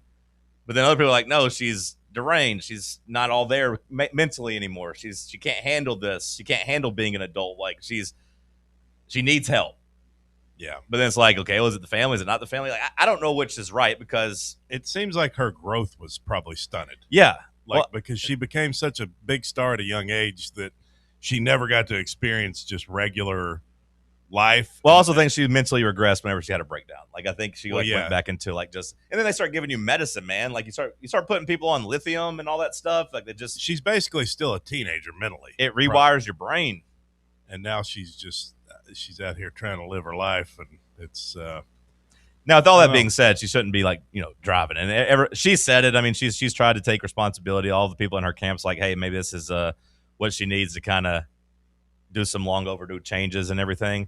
But just 3 weeks ago, she also sold her entire music catalog. So like that was kind of weird out of nowhere. She's celebrating. I mean, she got $200 million for it. So I mean, yeah, like pretty good. She cashed in and got her check, but I don't know. She fascinates me though. Well, you might use headphones to listen to Britney Spears, and if you're on a United flight, that is now a requirement. Using headphones is no longer just considered proper etiquette on the airline. It is now a requirement on all United flights. United says passengers who use speakers and refuse to wear headphones could be removed from flights and even face a lifetime ban. Okay. The airline says travelers who don't have headphones can request a free pair from flight attendants. Okay, I think that's fair. If they're going to give it to you. What are you smirking about? Mike's off. I just feel like that's kind of a dumb rule. You want to be able to have your portable speaker on the plane? I just think everybody has headphones already. I feel like I've never been on a plane that has anyone with their speaker going. Most people are normal, Sam, but there'd be somebody on speakerphone before a flight, and there'd definitely be somebody that just likes listening to stuff out loud. Like, all it takes is one or two kooks for you to be like, okay, there needs to be a rule here. Because I'm sure those people come back and say, it's not against the law for me to listen to my music. I don't have to have a headphone. Well, now they're saying it is against their rules. The worst thing is when somebody's on speakerphone on a plane. I mean, it's so annoying because you're in this confined space and this jerk is on his phone over here. Hey, did you get the bomb in your shoe? Yeah, I got it. Yeah, I just got on. I'm in seat 13A. I've got the bomb. Okay. It should have extra uranium in it. Okay, great. Yeah, let's take down the plane. Don't let them know you're a hijacker. So annoying. The good news for that is they'd have to do it all before you took off because you can't have phone calls really like in the sky. So like maybe you'd have a chance to like get them off the flight at that point. I mean, maybe. Yeah. Shohei Ohtani hit a grand slam yesterday to lead Japan in an absolute beatdown of Taiwan, 13-0 at the World Baseball Classic. What time's Team USA play? I assume it's like tonight. Honestly, couldn't tell you. I figure it's like tonight since they're playing in Miami, right? Miami. Oh, World Baseball Classic against Brazil. What time was it, Bubba? 8 p.m. Okay. Brazil on Fox. Yeah. Okay. Yeah, Japan won 13-0. America, I think 9.5 run favorite tonight. The NCAA is challenging the eligibility of Trinidad Chambliss. I mean, that's fine and dandy. Go for it. They're probably not going to win. No, it's already been to the courtroom. And also, there's another push for legal cannabis to return to Tennessee. Or not to return, to be. The push is returning. The push for legal cannabis returns to the Tennessee legislature with a homegrown proposal. All right, good batch of headlines. Let's cut it off there. We'll come back. We'll do a little segment, and then we'll get Will Warren on to finish the hour. Stick with us. Let's talk sports on Fan Run Radio. Catch up with all things Fan Run by subscribing to our podcast feed. Like, rate, and download the show from the Fan Run app or wherever you get your podcasts. Citizens National Bank. Life is more fun with a Good Life checking account from Citizens National Bank, offering extra benefits including bank travel. This September, experience the perfect fall getaway on the New England Rails and Sails Tour, or join CNB in October to chase the Northern Lights in Iceland. Get in on the fun by calling 865-429-7935. Citizens National Bank. Banking never felt so good. Member FDIC. Okay, so we really need uniforms and equipment for this season. Can I trust you with that? Cool, I'll just order them online. What? Yeah, I'm going to hop online and I'm going to get them ordered. Hold up, that's not a good idea. We shouldn't just spend money on some random online retailer, okay? I mean, it seems pretty convenient. Trust me, it's a terrible idea. Let me simplify this for you. SM Athletics. Okay, how do you pronounce it? SM Athletics? They're the go-to for uniforms and equipment, whether it's for universities, high schools, youth leagues, you name it. So why wouldn't you rather go with professionals who can guide us through the process, design the perfect uniforms, and deliver the best equipment? Yeah, I guess that makes sense. What's the name again? SM Athletics. Right. It's definitely smarter to go with a company that emphasizes customer service, fair pricing, and, of course, excellent products. Exactly. So, yeah, I guess it's settled then. For uniforms and equipment for all sports, it's SM Athletics. Welcome to Axle Logistics, where excellence isn't just a goal, it's an energy. As a leading third-party logistics company, Axle is powered by an award-winning culture built on a work hard, play hard mentality. Here, the drive for success is contagious and hard work never goes unnoticed. Whether you're just starting out or looking to level up, Axle Logistics is the place to launch your career. Join us and take your ambition to the stars. To learn more, visit axlelogistics.com.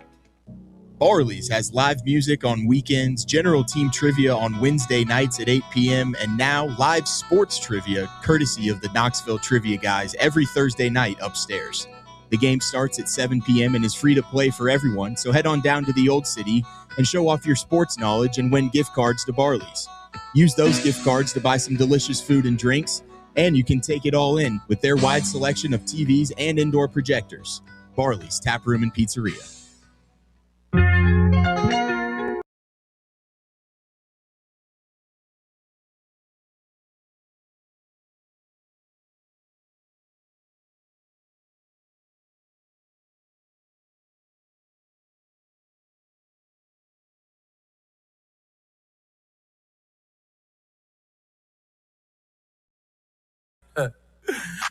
Either of you see the Anthony Edwards dunk last night? I did. That's one of my favorite in-game dunks I think that we've seen. Going off of the dribble, about a step outside of the circle, just a two-handed flush over RJ Barrett, and then kind of let him know about it afterwards. Anthony Edwards, nasty dunk last night. Dirty, fun. Gross. I want more Anthony. I want the Timberwolves to get real good so that we can have playoff Anthony Edwards every year. You know, they've gotten to the conference finals. They've won a couple rounds.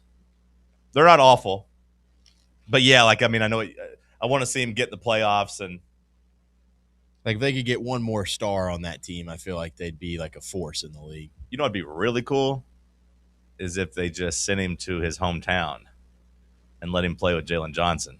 Can you imagine Anthony Edwards and Jalen Johnson together? Give cinema me back my hometown. Yeah, it's all about hometown, brother. That's Eric Church. That's right. How we feeling about Tennessee Vanderbilt tomorrow? Senior Day. Oh, I feel feel like we'll probably win the game. Vanderbilt's been they've been kind of flailing down the stretch as a team, I feel.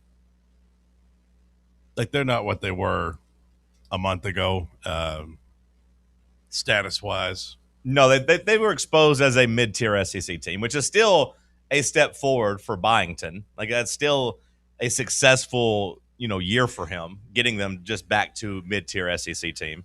Yeah, and it's a good team. They're good. They're a good team. They're pretty much right there with us on the 5 line.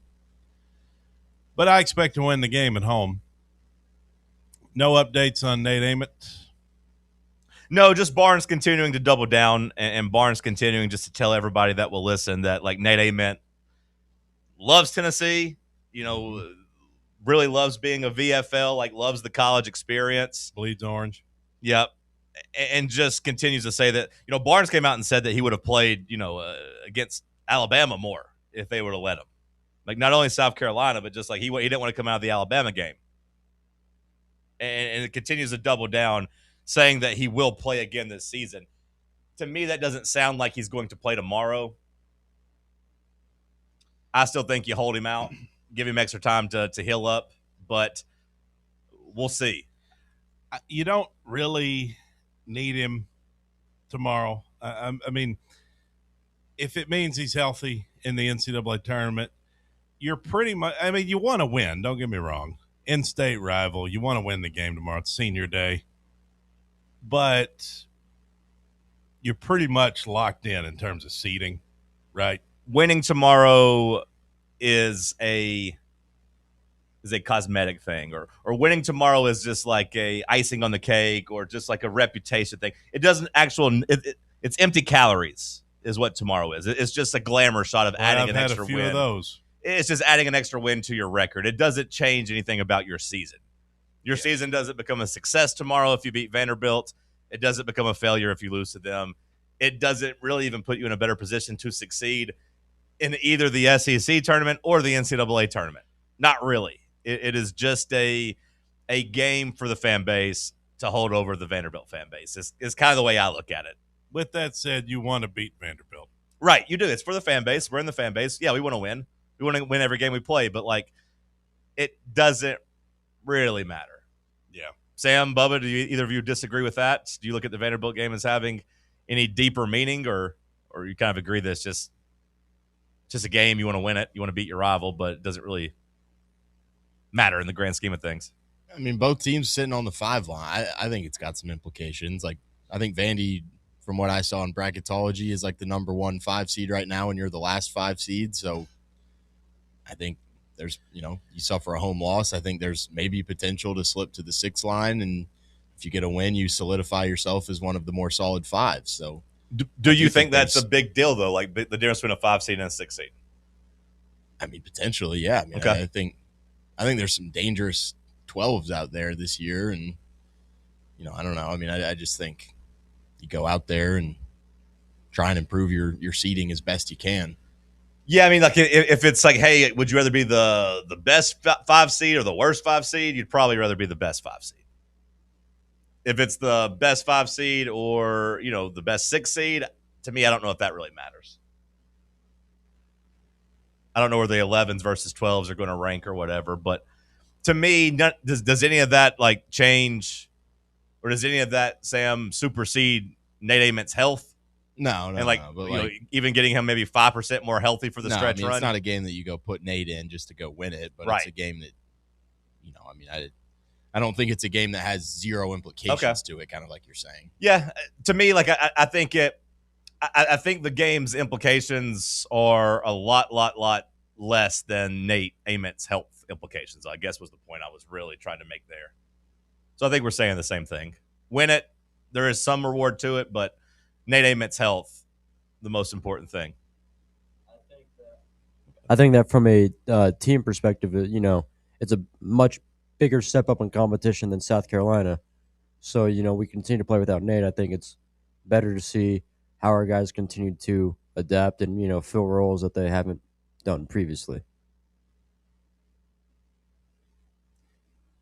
And from that, that goes along with what I was saying about the South Carolina game of just getting Amari Evans some more reps, trying to get some more minutes for Berg. Hell, how's JP going to, play throughout this game now that he felt like he gets, much more opportunities and he's going to try to use that to score more? And maybe he's not still going to re-enter the starting lineup, but if he's doubling up Jalen Carey in minutes, him and Okpara, JP and Okpara need to get more minutes together because that's probably going to be your most trusted big man duo in the tournament. So there's still stuff to work on, and guys, can gain confidence on Saturday against Vanderbilt. There's also, if you were to lose the game, you would avoid Florida on Saturday in the SEC tournament if a couple other games go your way. Yeah, you could drop back down to a 6 seed and have to play on Thursday. Okay. So there's that if you want to avoid Florida on Saturday in the SEC tournament, if that matters to anybody. There's also, the difference in playing an 11 and a 12, is that not kind of like the line of delineation between the dangerous mid-majors and the mid-power conference teams? I feel like a lot of times I see 11 seeds as being kind of the worst bubble teams that got in. Okay. You know what I'm saying? Yeah. I know there's one that's a play-in usually, right? A 6-11 matchup. A lot of times there'll be a play-in for that 11 seed. Mm-hmm. So you get right now the 11. I'm on CBS's bracketology, and you have Texas A&M and Cal as an 11 seed play, and you have VCU and Santa Clara. Okay. You also have Missouri on the 11 line. That's kind of what I'm saying. South Florida, who's that's Alabama's former assistant coach. They run very similar to Bama. They're a dangerous team. I went to bracketmatrix.com. That's all of them combined, basically. Yeah, and that basically takes everybody's and combines them and kind of gives you the idea of who it is. It's weird, but right now they have 6 teams listed as in the 11 seed range. SMU, Miami of Ohio, Ohio State, Santa Clara, VCU, New Mexico. Well, what I'm saying is, Sam, do any of those teams stand out to you as more dangerous? I mean, Miami of Ohio, of course, undefeated, but the 12 seeds, Cody, for comparison, they all are these small teams like South Florida, Belmont, Yale, Liberty. There's no power teams there. That's kind of what I'm saying is those mid 11 seeds, Ohio State and SMU, kind of mid conference power conference teams. Would you maybe rather draw one of those than you would some hot 29-4 3-point shooting team out of the Horizon League? I think if given the option, I would always rather play the mid big conference team than the actual really good small team. That to me is and I know it's not an exact. I think I'm on the opposite. You're on the opposite. Okay. I think the mid power conference teams have the bodies to do it, to match up with somebody like Tennessee. Whereas I feel like if you're going and playing. Tennessee plays Miami of Ohio, I think you'll be able to use Felix Okpara and JP Estrella. They don't have those guys. It's a fair question. We'll ask Will Warren about it. But to me, that team is usually full of losers. The mid or the power team. Well, now not always, because Michigan was really talented team that underachieved, but still had Hunter Dickinson. So that's what I was going to say. Yeah, that was an 11 seed that came to mind. It's not a perfect example, and you can also run into a red hot team that wins their conference championship, like Oregon State. That happened to us too. That was a power conference team. But to me, typically that's reserved for teams that didn't quite put it to kind of like the Lady Vols. If I was a women's team right now, would I rather play the Lady Vols or play some really good 29-3 MTSU team? I don't know. It just depends on if you believe in winning formula and winning chemistry or just size and untapped talent. Because Ohio State probably has size and untapped talent, Sam, but they ain't won 30 games in a row like Miami of Ohio and know how to play together and probably are all really locked in Hoosier style. All 5 guys know exactly what to do and how to execute. I think I would rather roll the dice on an underachieving team that maybe doesn't like each other. Yeah. And maybe you would just out talent Miami, Ohio, but I don't know. Let's go to break. Bubba, get Will Warren in here. We'll talk some hoops with Stats by Will. Stick with us. The flagship station for Tennessee fans. This is Fan Run Radio. White Claw is taking hard seltzer to new heights with White Claw Surge. At 8% alcohol, White Claw Surge is a stronger wave of refreshment that doesn't compromise on taste. Available in 4 bold waves of flavor like ripe blackberry, citrusy blood orange, zesty natural lime, and tart cranberry. Check out your favorite retailer in-store and online for the White Claw Surge Variety 12-pack and 16-ounce single-serve cans. White Claw Surge. Please drink responsibly. In a world filled with deadlines and screens, sometimes we forget the simple joys of life, days filled with special moments. At Inward Half, we understand the essence of these moments. Feel the difference between our breathable fabrics and flexible apparel as you disconnect from the hustle and bustle and reconnect with what truly matters. Inward Half. Simple luxury for on and off the course. At Knoxville Insurance Group, they understand the challenges many consumers face when searching for insurance coverage. That's why whether it's for you, your family, or your business, they create a coverage plan specifically for your unique needs. Knoxville Insurance Group is an independent firm, which means they aren't beholden to just one insurance company. They search multiple companies, acting as your negotiator to find you the best possible policy and price. Start a quote in minutes at KnoxvilleInsuranceGroup.com or call them today at 865-694-9788. Smoky Mountain Brewery is the place to be for game day. From the moment you walk in, it's wall-to-wall big screens, making Smoky Mountain Brewery the perfect place to watch the Vols or your favorite team in action. With locations in Turkey Creek, Maryville, Pigeon Forge, and Gatlinburg, you're never far away from a great time at Smoky Mountain Brewery. Try one of their world-famous microbrews like Black Bear Ale, Mountain Light, or Cherokee Ale. Juicy burgers, wings that bring the heat, and delicious handmade pizzas made with hand-tossed crust from the freshest ingredients and their own special sauce from a secret recipe, topped off with hand-grated cheese and farm-fresh toppings. And don't forget, those famous microbrews are also available in kegs for your next party or in 6-packs and growlers to go. So grab your crew and head to Smoky Mountain Brewery and tell them Fan Run Radio sent you. Smoky Mountain Brewery. Eat local, eat good. What's up, Fan Run Nation? This is Evan Rogers with ECR Total Landscapes. I'm happy to announce that our free stump grinding promotion for Fan Run Radio listeners is now extended to March 31st, 2026. If you've got trees in your yard that need to come down before they fall on your home, don't risk it. Call ECR Total Landscapes and mention you heard our ad on Fan Run Radio, and we'll get rid of that problem tree for you and grind those stumps for free. Call us at 865-384-2012 or check us out online at ecrtotallandscapes.com.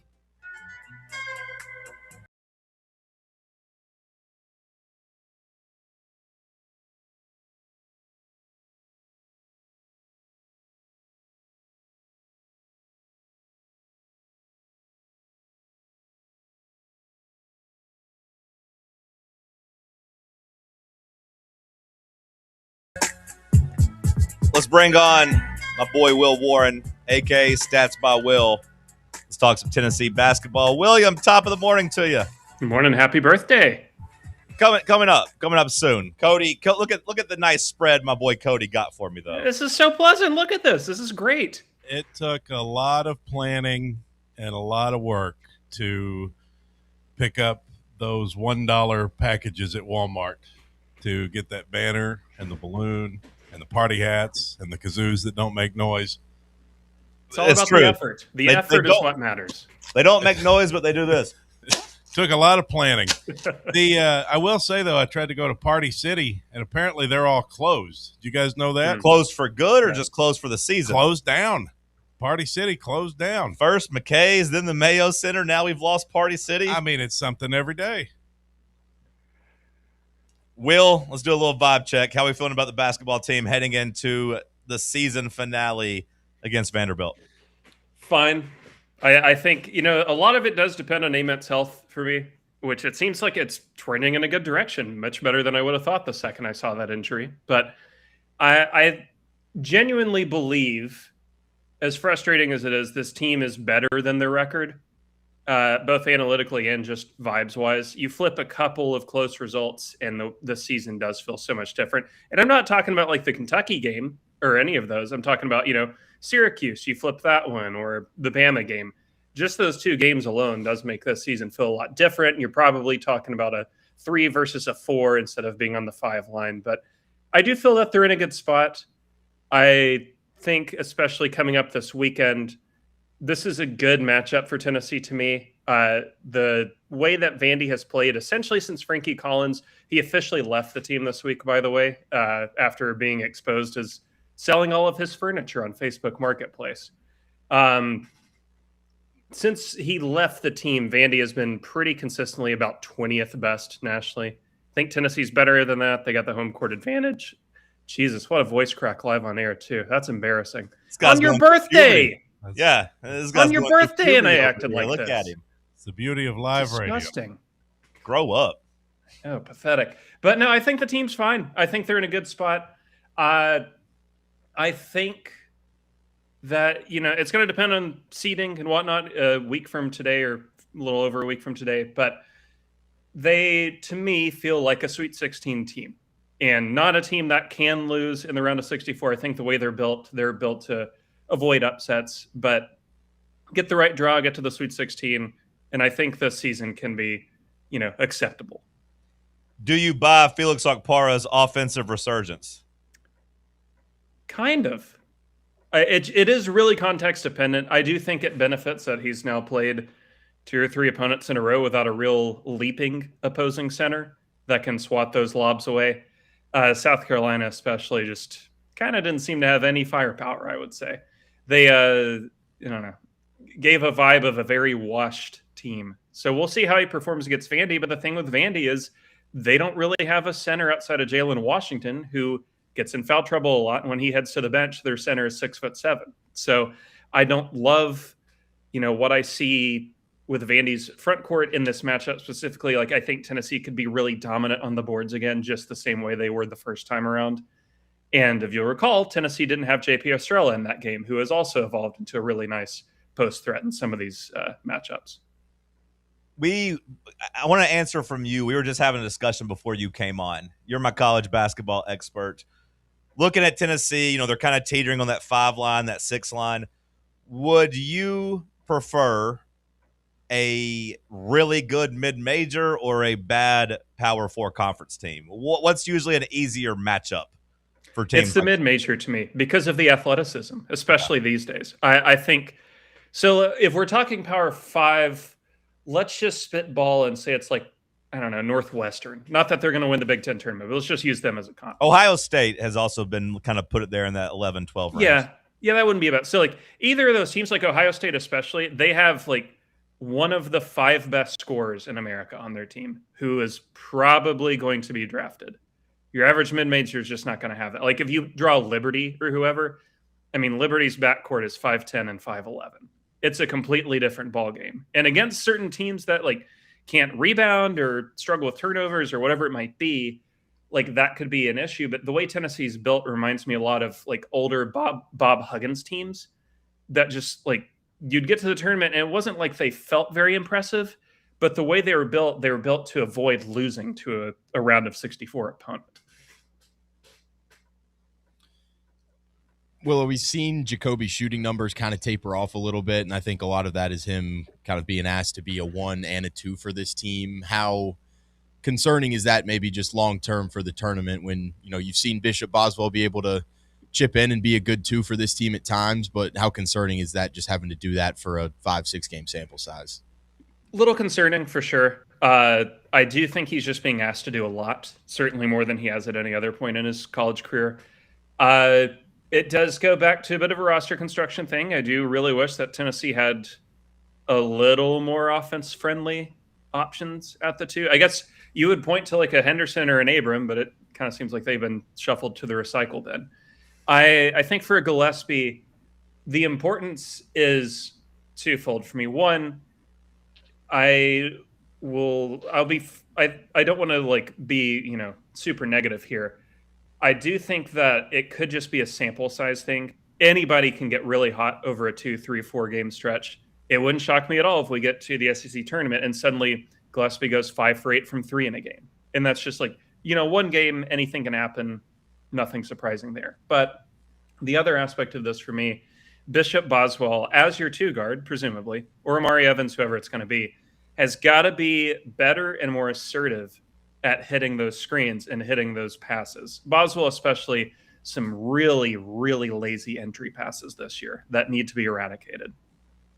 Do you think Ethan Berg and Amari Evans have done enough to earn some trust moving forward in the postseason? I would much rather play Evans, to be honest. Berg works against certain competition. I thought South Carolina is a good fit for him. I think that's fine. But there's, stats season-wise where it's like his offensive impact is really low. I understand that Evans isn't like a beautiful shooter by any stretch, but I think his defense is really strong. His athleticism and getting to the rim is better than anything Berg offers for my money. And I would also rather see Evans simply because you've just got a little more room to roam there, 19 versus 23 or whatever Berg is. Hey, well, so I don't want to bash on any players here, but Jalen Carey kind of seems to be pretty frustrating to watch as of offense, where he wants to play big, but then it comes down to those crucial free throw shots. Is he still a guy that we're actively looking to keep, as a starter, or do they try to relish his rollback after a big game by JP? It's so matchup dependent for him. I do think that there are certain front courts Jalen Carey can just bully, and then there are certain front courts where I don't want to see him on the court more than maybe 3 minutes. And like you think of Florida, I don't want to see Jalen Carey against Florida in any matchup, any time of the game. But like Jalen Carey against the South Carolina, or honestly against a Vandy, I'm not totally opposed to that. The problem is going to be, for me, especially as somebody who, kind of gets both the national lens and the Tennessee lens, is how real is the like quote unquote softness of SEC front courts this year compared to last year versus the national landscape. Like, is like Vanderbilt's front court really that much softer than say like a Texas Tech? And I know Texas Tech is injured or whatever, but like if you were to draw them, would you be as happy playing them as you would a Vandy right now? So I think with Carey in particular, I mean, me personally, I was not a big fan of the ad in the first place, and I'm kind of, hearing some things that I don't think Tennessee's terribly happy with it either. So we'll see how that progresses. But I just don't see much of what he does that couldn't be easily replaced or done at the same level by Dwayne Brown, for example. In your opinion, how much can 2 weeks of rest for Nate Ament change the ceiling of this Tennessee team for the postseason? Decently. I would rather... Now, I will say this, because it seems like he will play tomorrow.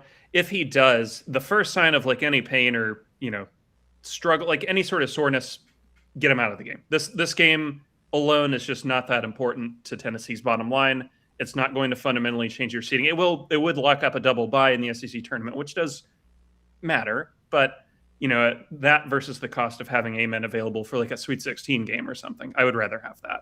So I would personally say it doesn't change things too much, especially because Tennessee, like in a round of 64 game, I'd feel fine with Tennessee against whoever, even without Ament. But like going forward, I wouldn't mind seeing him at 100%, even if it meant sitting out the SEC tournament.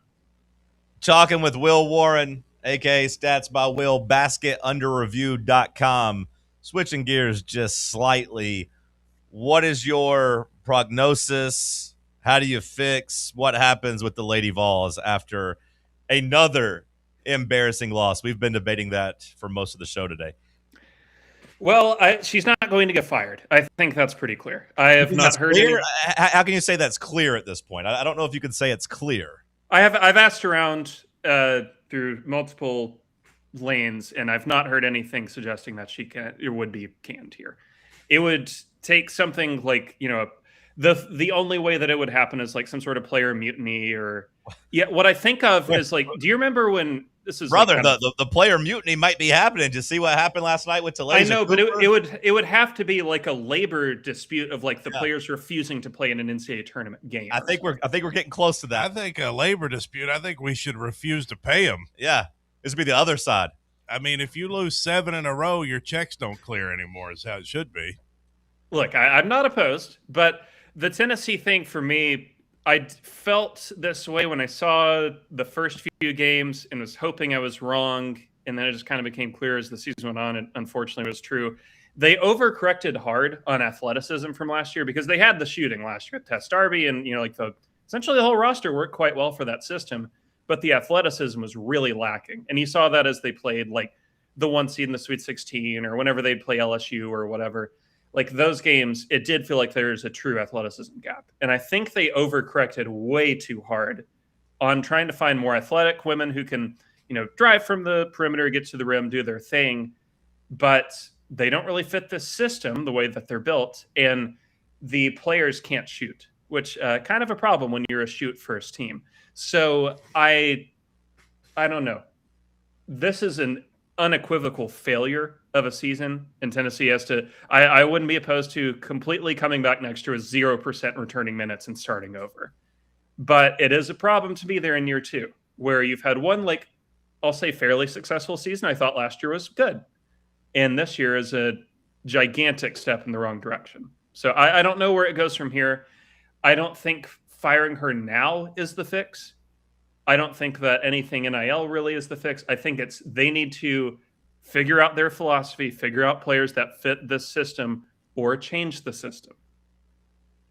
Yeah, the system thing is the question because, I don't know if Kim has shown she can coach at this level, but I usually side with, or I am currently siding with the players being the majority of the problem here. But typically, Will, it's funny because you've seen it in football especially.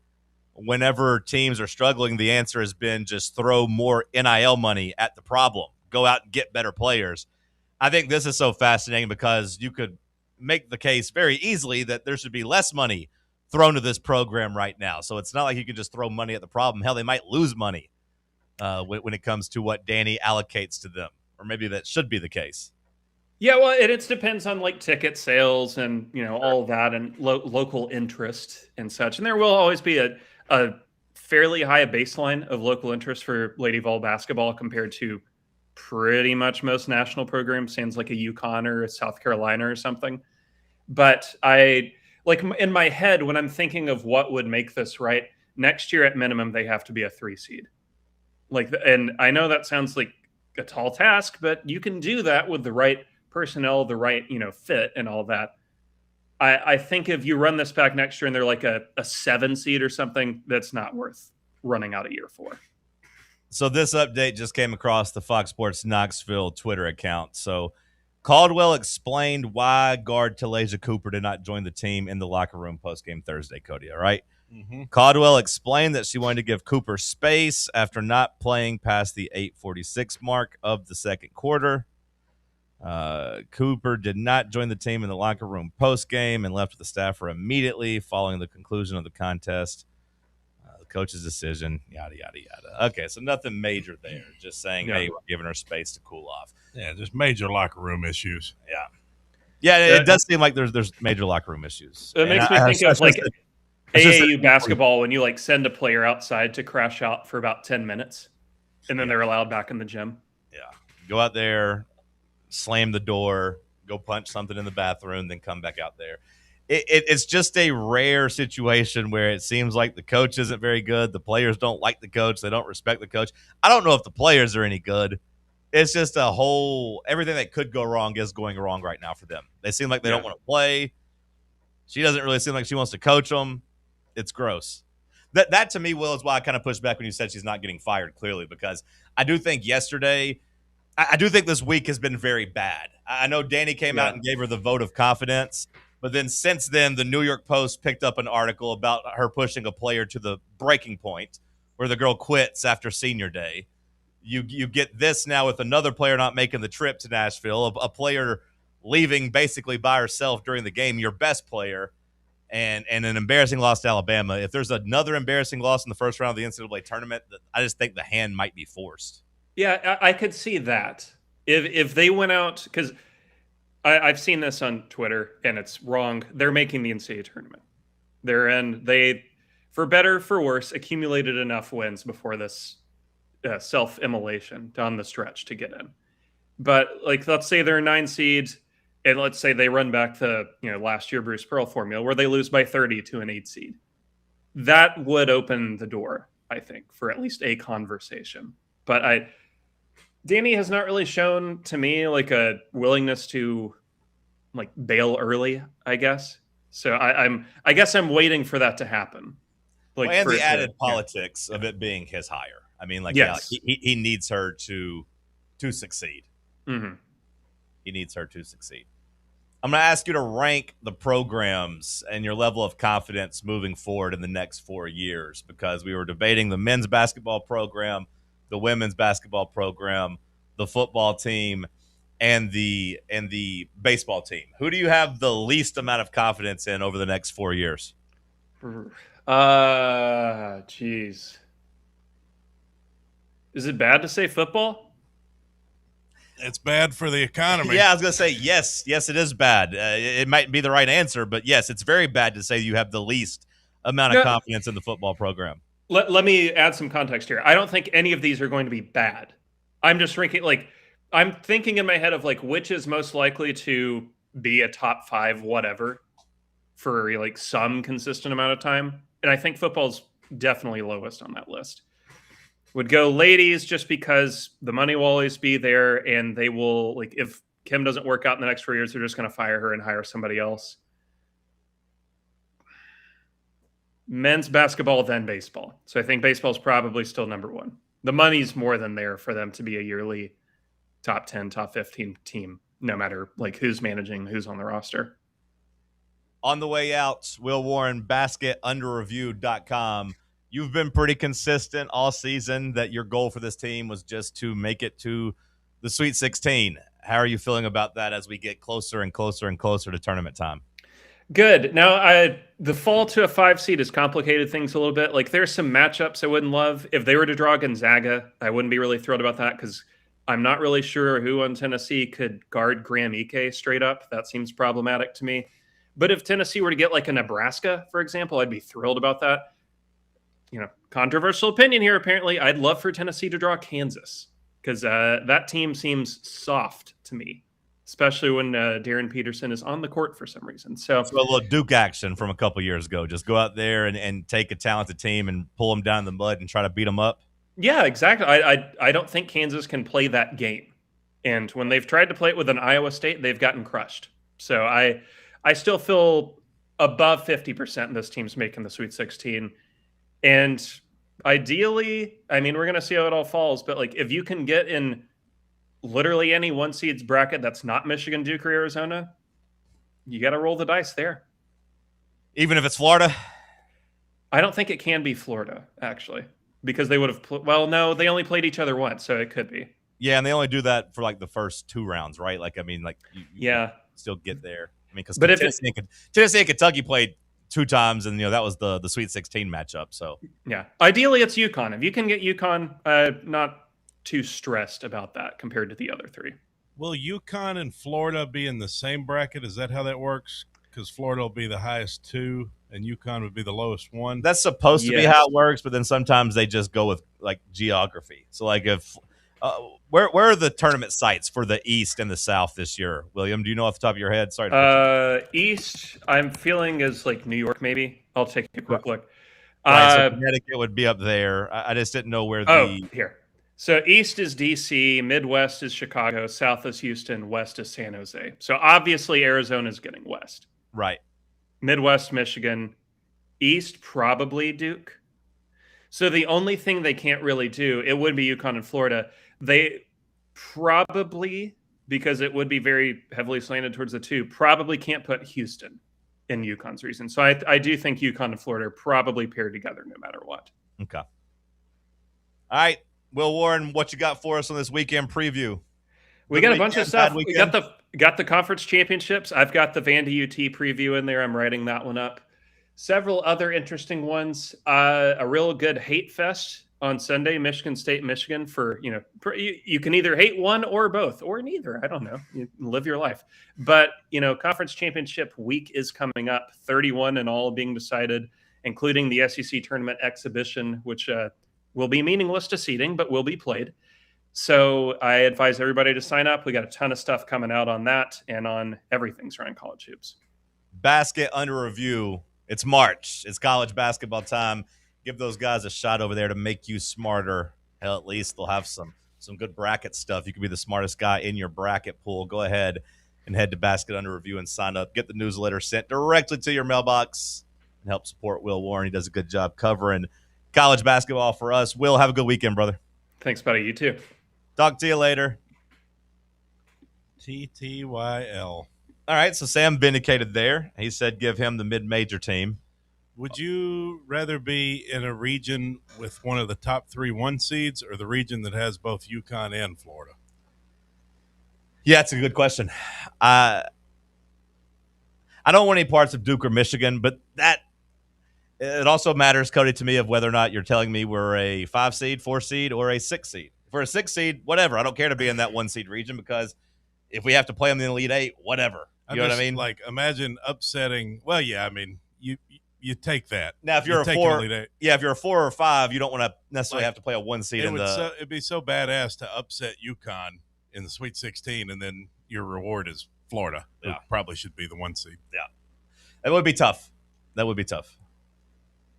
Geographically, I mean, like they'd probably feel like they were doing you a favor putting you in that region too, like where you're like, oh, you can go to, where was it, DC? I mean, the other two's like Houston. You can beat them if you play your best. Sure. Who are the other twos? Right now, the twos on Bracket Matrix are Florida, Houston, Michigan State, Illinois. Man, Michigan State and Illinois. That sounds like a couple winnable games. You didn't beat Illinois, but you had them down, to like the 8-minute mark with a chance to beat them. Michigan State, I haven't really watched too much of them, to be honest. I'm just saying it'd be a lot better than having to play Florida. Sure. Although maybe we play Florida in the SEC tournament, we see that we don't match up so poorly with them. Maybe we play better. Probably not. Well, like Will said, if Jalen Carey plays, we'll know. You got to zig, when you're playing Florida. You can't try to match them with your bigs because your bigs aren't as good as them. You got to go small and hope you can spread them out and hit some shots is what I would do. But either way, appreciate Will Warren for his time. BasketUnderReview.com. Hour 2 over. Hour 3 coming at you. Stick with us on Talk Sports. Check out our new and improved website at fanrunradio.com. At Knoxville Insurance Group, they understand the challenges many consumers face when searching for insurance coverage. That's why whether it's for you, your family, or your business, they create a coverage plan specifically for your unique needs. Knoxville Insurance Group is an independent firm, which means they aren't beholden to just one insurance company. They search multiple companies acting as your negotiator to find you the best possible policy and price. Start a quote in minutes at KnoxvilleInsuranceGroup.com or call them today at 865-694-9788. Hi, this is Dr. Stephen Malone at Knoxville Smiles. Has it been a while since your last dental visit? If so, I'd like to invite you to come see us. At Knoxville Smiles, it's our vision to provide the best dental care in town in a relaxed, friendly environment.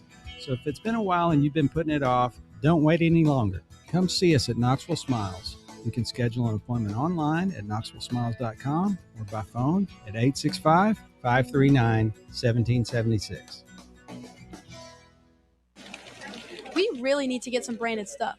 Shirts, hats, promo items, something professional. I mean, we could just find a website and order a bunch of it ourselves. You could, but you're taking a big risk. You don't know the quality, the fit, the timeline. It's a roll of the dice. Yeah, I guess, but isn't that how everyone does it now? Not the ones who actually care about how their brand looks. Look, if we're putting our name on it, it needs to be done right. We need SM Athletics. SM Athletics? Yeah, they specialize in working with businesses like ours. Apparel, hats, promo gear, but real, customized stuff. They actually care if it turns out right. Probably a lot better than getting stuck with 100 t-shirts with crooked logos. Exactly. Plus, they'll walk you through everything. Sizing, colors, material, so it matches the image we're trying to build. Makes sense. What's the name again? SM Athletics. Trust me, if you want to look like a real company, not a flea market stand, this is the move. If you're serious about your brand, work with people who are serious about getting it right. SM Athletics. The best athletes don't just play the game, they change it. When it comes to investing, Gainbridge is doing the same. Their online platform does things differently because it's designed to put you in charge of growing your own savings. It's intuitive, it's easy, and best of all, it's on your terms. No wonder Gainbridge has earned the trust of 40% repeat customers. It's a better way to invest because it's investing your way. Get started today at Gainbridge.io.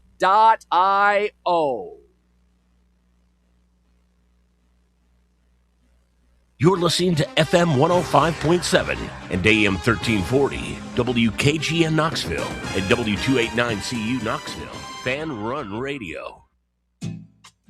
Surfside is made with vodka, real tea, and real juice, and has only 100 calories, 2 grams of sugar, and 0 bubbles. That's right. No bubbles, no troubles. That's why Surfside was named the 2025 Spirit Brand of the Year by MarketWatch. Their variety packs come with options: iced tea, lemonade, or green tea. Find your flavor by trying them all. Surfside, sunshine in a can. Must be 21 or older to enjoy. Party smart. Are you tired of waiting on interest rates to drop before you start saving money? I'm Chris Burleson with University Lending Group, and I've got a better way. With a traditional closed-end mortgage, most of your payment goes straight to interest, not your balance. But with my Smart Loan, every deposit you make cuts your principal immediately and reduces interest in real time. On average, my clients pay off their mortgage in just 7 years. Call me today at 865-388-7634 or visit smartloantn.com and let's turn your income into financial freedom. NMLS number 332-941.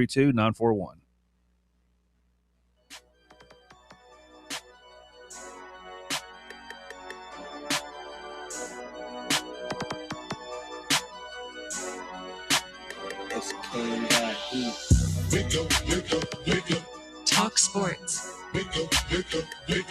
Talk Sports. Talk Sports. Talk Sports. Talk Sports from 7 to 10. Overrated, underrated on Wednesday. Fan Run Radio, Talk Sports. Said not in my house, I ain't talking to Kimbe. Johnny Cody out here asking where the ops at. Tennessee Volunteers here for combat. It's the Cherokee Ghost, John Reed and Cody doing everything we can to bring Rocky Top back. Talk Sports from 7 to 10. Never leave a witness, never leave loose ends. Nico ain't nothing but a nuisance. 2026. Hour number 3 kicking off here in the White Claw Hard Seltzer Studios. If you are an Apple user, make sure you have the new Fan Run Sports app. If you got the old one, delete it. Download the new one. You'll thank me later. Hour 3 headlines. Give me some news, newsman. Thank you, John. Patrick Mahomes is just different, says Jay Glazer, discussing his recovery as the NFL's star quarterback.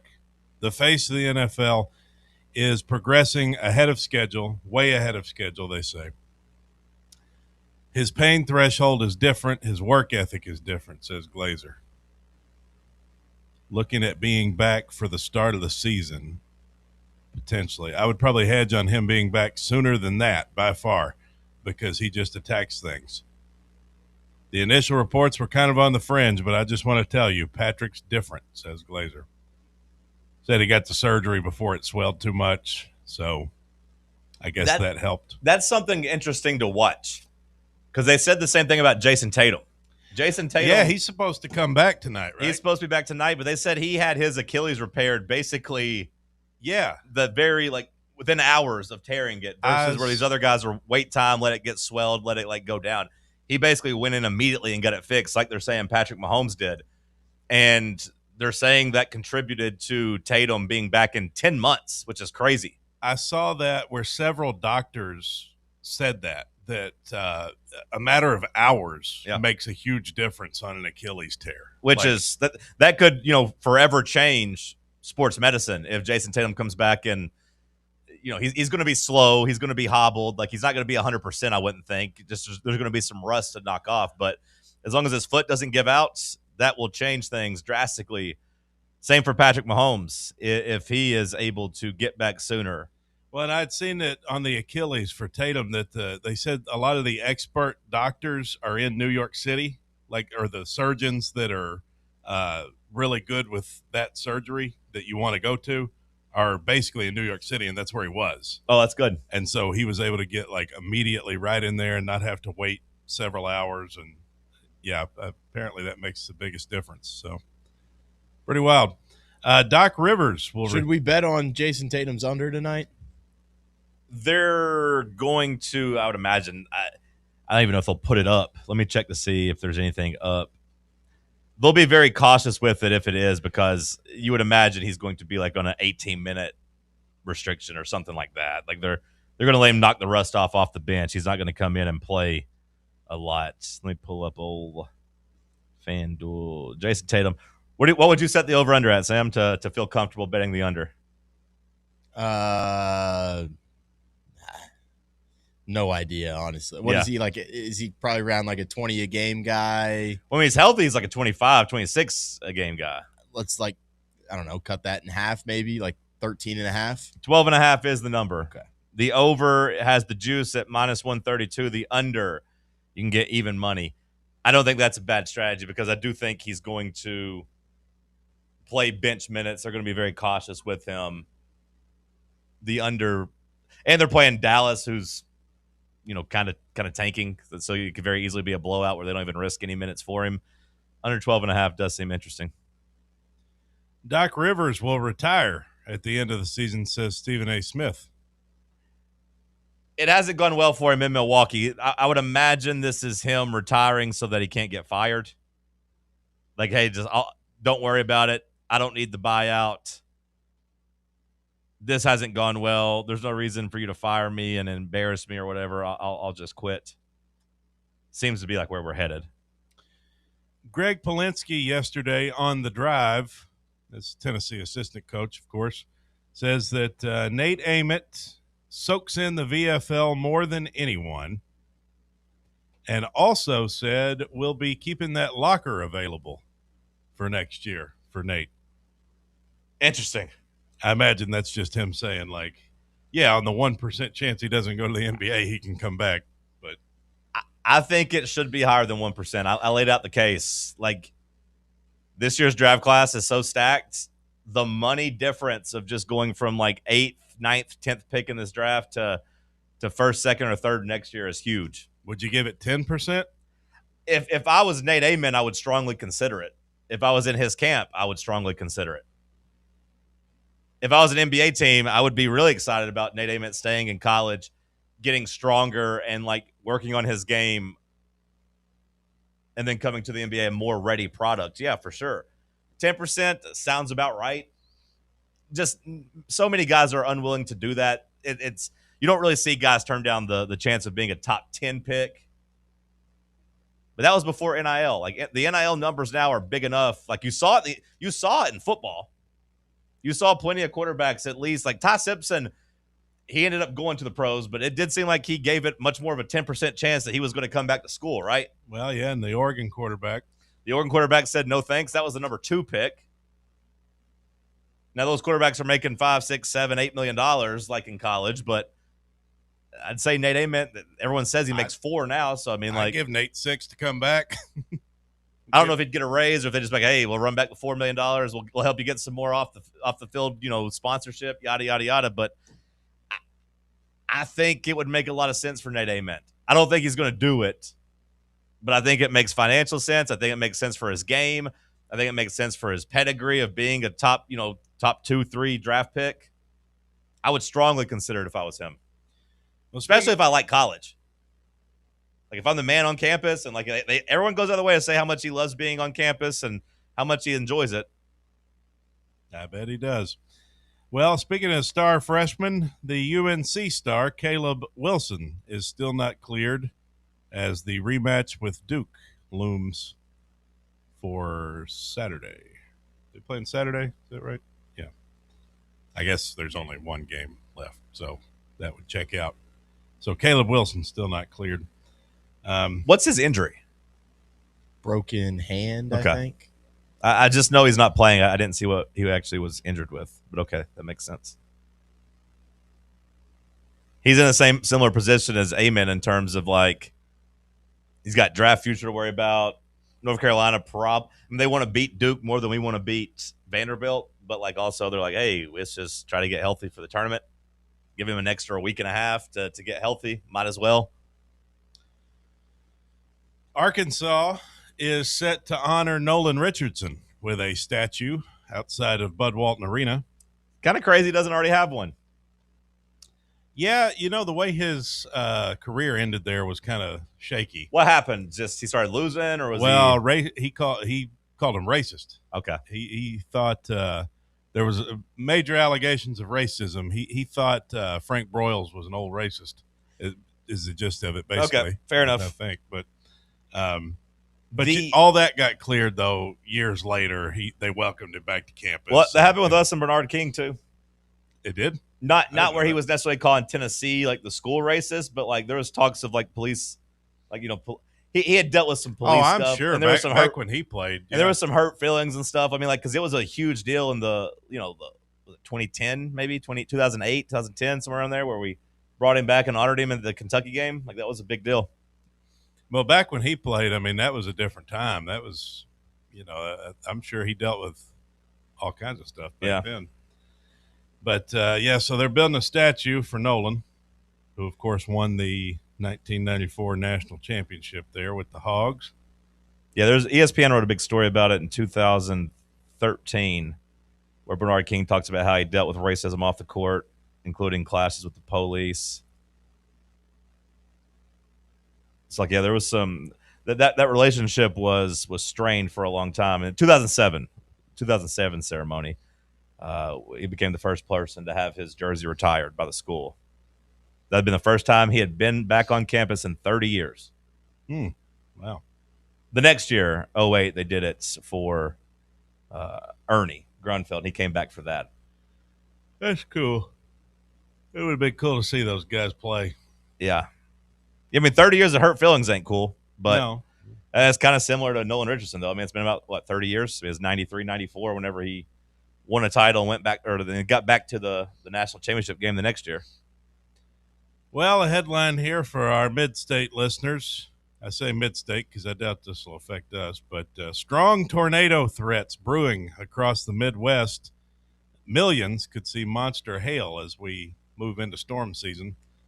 We never really get the tornadoes here. It seems like they kind of break up by the time they get over here. There was a bad one. There was a bad one down in my neck of the woods in the mid 2010s. Got it real bad down in like Inglewood, Etowah, a little bit of Athens. You know what they say about Inglewood? Always up to no good. That is true. Yeah, it looks like severe thunderstorms across parts of Oklahoma, Texas, Missouri, Arkansas, Kansas, Nebraska. So maybe it won't be too bad by the time it gets over here, but I know we have some flat areas in West Tennessee that are more susceptible to that kind of thing. New Jersey Girl Scouts troop is in hot water for selling cookies outside a pot shop to meet high demand. Smart. It is smart. Do we like capitalism or do we like capitalism? The girls set up their stand outside a cannabis dispensary in New Jersey to cash in on munchies-prone potheads. What are people mad about?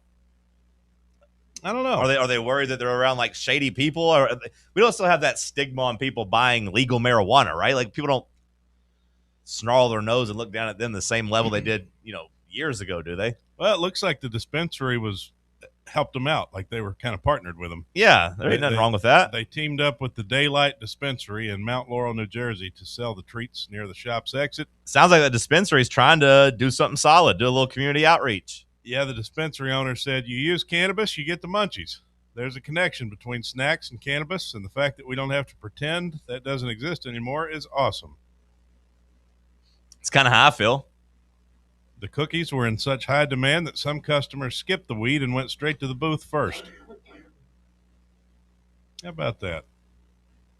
Yeah, that's what they're saying. It's all about community. Yeah, I mean, like, whenever I go by I don't know why they see the whole article is about how it was like a good thing, but the headline is that they're in hot water. Hot water with whom?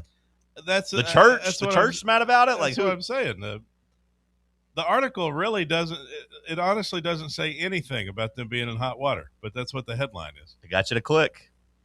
That's literally all they were doing. There's no negative information about them being in hot water in the article. Zero. Really?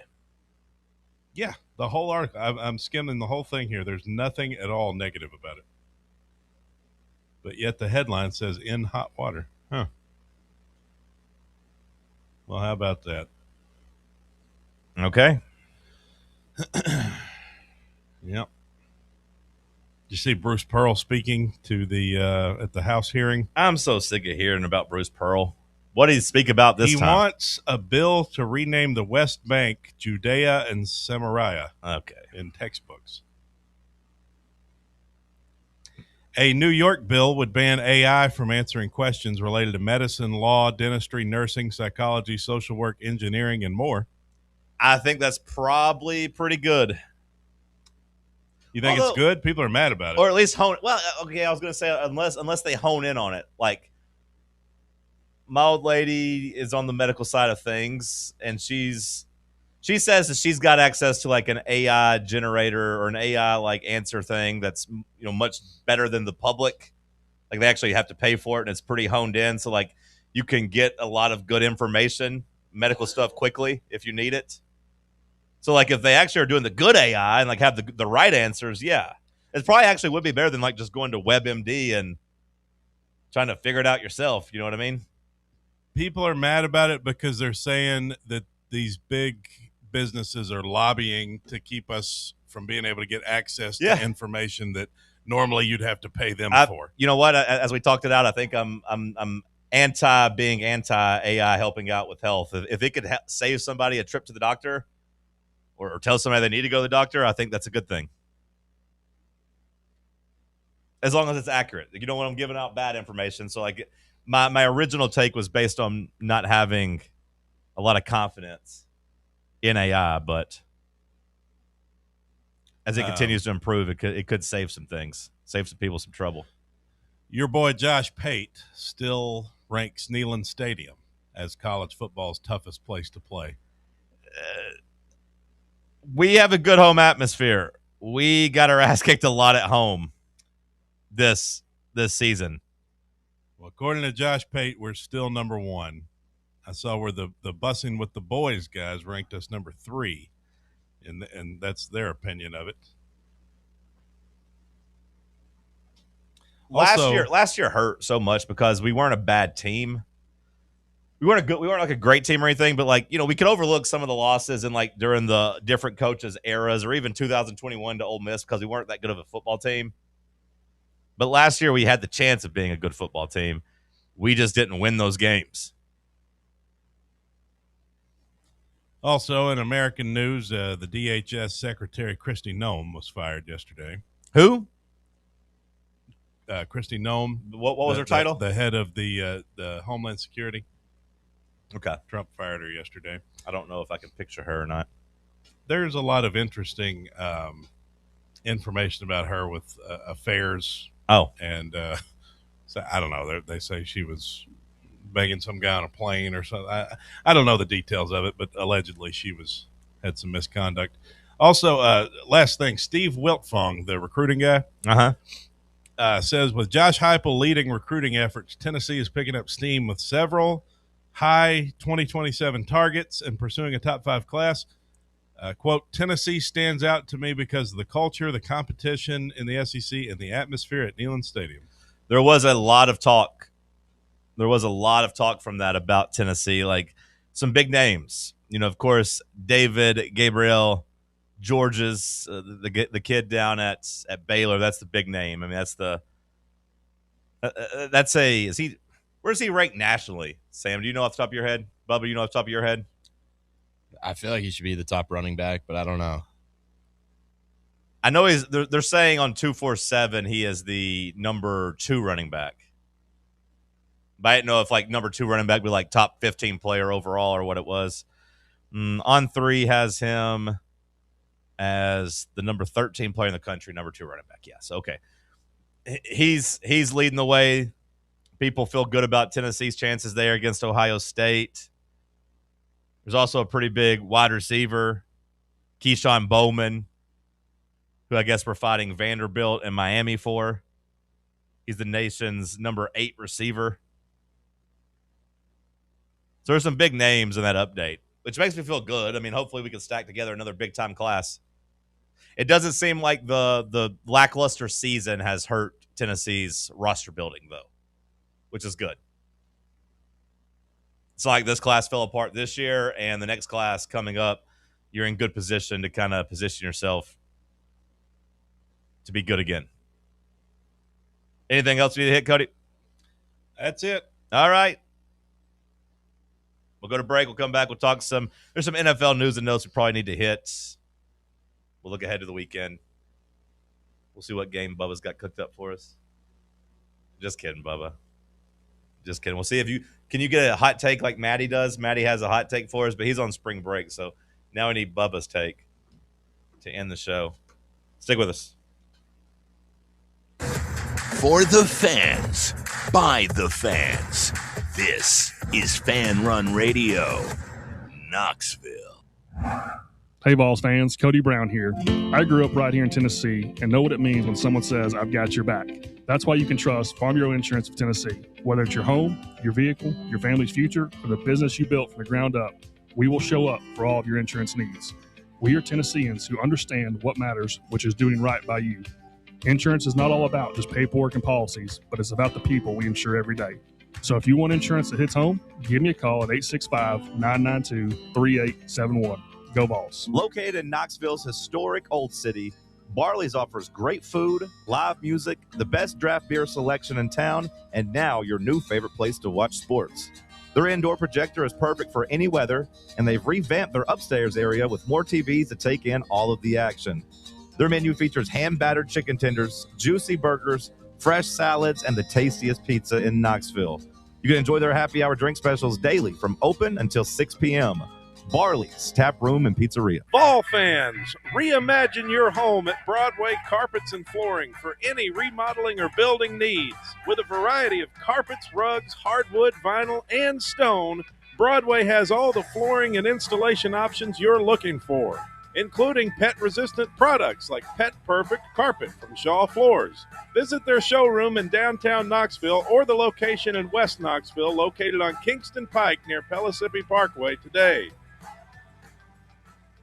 Your tax refund belongs to you, not an identity thief. Over $6 billion in tax refunds were flagged by the IRS for possible identity theft last year. If you're in a bind this tax season, LifeLock can help. They monitor and alert you to identity threats you'd miss on your own, even if you're careful with your personal information. And if you do become a victim of tax-related identity fraud, LifeLock has U.S.-based restoration specialists ready to help solve your identity theft issue. Plus, all LifeLock plans are backed by the $1 Million Protection Package, meaning LifeLock will reimburse you up to the limits of your plan if you lose money due to identity theft. Let LifeLock help protect your financial info, so all you have to worry about is what you do with your tax refund. Go to LifeLock.com, save up to 25% off your first year. The promo code is HERD, promo code HERD, to save up to 25% off your first year. LifeLock.com. Identity theft protection starts here. Yeah, it's another day, but what kind of day is it really? A day of doom scrolling? Laundry day? Nah, it's a White Claw day. Light and refreshing tasting, uniquely cold way filtered. There's an iconic flavor for everyone. So grab a pack, grab your friends. Make the most of each day with those who matter most. When you're together with White Claw, every day is a once-in-a-lifetime experience. You just gotta grab it.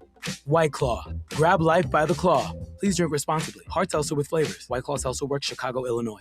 Fan Run Radio, where Big Orange Country comes to talk sports. Start your morning off with your daily dose of talk sports with John Reed and Cody McClure from 8 to 11. Then it's Tony Basilio from 11 to 1. The Playbook with William Pattison from 1 to 3. And The Drive from 3 to 6. It's 10 hours of hard-hitting local sports radio every day, right here on the flagship station for Tennessee fans. This is Fan Run Radio, Knoxville.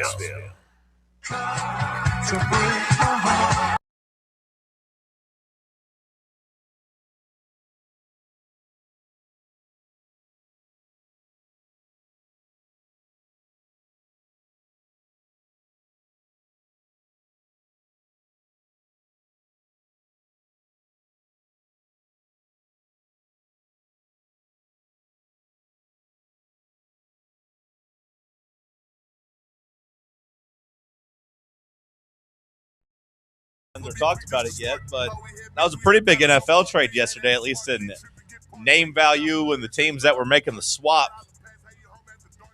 the Buffalo Bills going out and trying to find Josh Allen some help at receiver. The Chicago Bears and DJ Moore, I mean, they were, I don't want to say darlings in the playoffs, but I mean, that was a fun team to watch.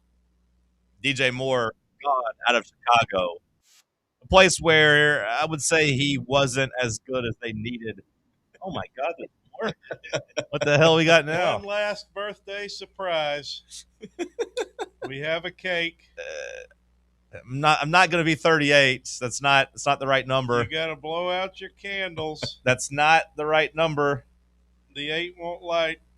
This must be karma. Oh, it lit. Oh, 3-8 because March 8th. Okay, I see. Yeah, how about that? I'm not going to be 38, just for the Happy record. 38. We'll set this over here. You can blow it out from here. Okay. Let me make a wish. Should we sing? No, we'll get in trouble. It's such a gross. We'll get in trouble for singing Happy Birthday? Yeah, you get. They're very strict about the rhythm. The So I make our own version. You have to pay a lot of money to put like Happy Birthday like onto like song or like onto TV shows and movies and stuff. John, it's your birthday, John. Ooh, Did we not birthday, cancel John. that during Happy. COVID? Like me spitting all over the cake, blowing all over the cake. No, we brought it back. And I was just kidding around about the 8. Here's the 6 in case you want it. Well, I took it as 3-8, March 8th. So I thought it would be a funny thing to say. Actually, 38, but 40 would have been good too. Yeah, you're not really that old. Here's the 6, just so everybody knows. All right. That's the last surprise. How sweet. I didn't know if you'd even want that, but I don't really want it. But somebody will eat it. Yeah, feel free to eat it yourself. Or yeah, it wasn't very expensive. It's a Walmart cake, so somebody will eat it. We'll find somebody to eat it. This guy went above and beyond. Do you think did you do this partly because you sent the text about leaving for 2 weeks? No, I was going to do this anyway. Okay. Now, if you're suggesting that I did something because of myself, the actual reason would be because, like I said, I don't think I'm going to be able to make your party. Okay. I just wanted to make sure you felt the love today. I didn't know if I'd hurt your feelings a month or so ago, and I tried to make you like recall the nice things you've done for me, and you couldn't really think of anything. Well, that was this week when you said I've never gotten you a gift. Yeah. Well, I think a month ago I also said like you just never do anything nice for me, like friendship things. Yeah. You couldn't really have anything, but this is nice. This I wanted lovely. to go above and beyond today. You're not expected to be there Saturday. It's fine. I just wanted you to feel the love. Yeah. Thank you. Hope you guys enjoy the cake. I might get a little piece of it, but yeah, it does. Honestly, it looks like a pretty good cake. Yeah, but it's 10:30. I can't eat cake at 10:30. Yeah, I know. It's just a thing. What was your take on DJ Moore to the Buffalo Bills getting Josh Allen a new receiver, a new toy? Yeah, I missed that in the news. That's okay. You're busy. You had a lot of stuff going on. I had all those headlines. I missed that. That was a big one yesterday, wasn't it? Oops. Slipped by me. DJ Moore, he makes an impact wherever he goes. I mean, he made Carolina better. He made the Bears better. I think Josh Allen could use a guy like him. I think it's a good move. There's a relationship there between him and Joe Brady from their time in Carolina together. Joe Brady used him and got him. I want to say he was there for all three, or I guess two of his, 1,193 yards, 1,157 yards was used him there. They have a relationship. He's not really utilized as a main point in Chicago. I mean, he's a guy you'd want to have. Like he's a top. Where do you consider him on your list of top receivers? Top 15? No. He's not the 15th best receiver you want to have. Not to me. You have him at 15? I mean, I think he'd be in that range, maybe. He might be top 15 with Josh Allen. I mean, he might be there.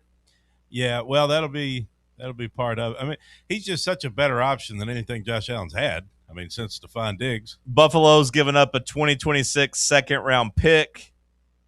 They get DJ Moore and a fifth-round pick back. Top 15 seems a little steep. Now, I think maybe 2 years ago you could have told me, like when he had in 2023 when he had 1,360 yards and 8 touchdowns, that was top 15 type of talent. But like the last couple of years, they haven't really used him. He hasn't broken 1,000 yards. It's hard for me to give him that type of respect right now. But he's He's a really good weapon. Comfortably, off the top of my head, I'd say he's still like top 25 as a wide receiver, which is by far better than what Buffalo has.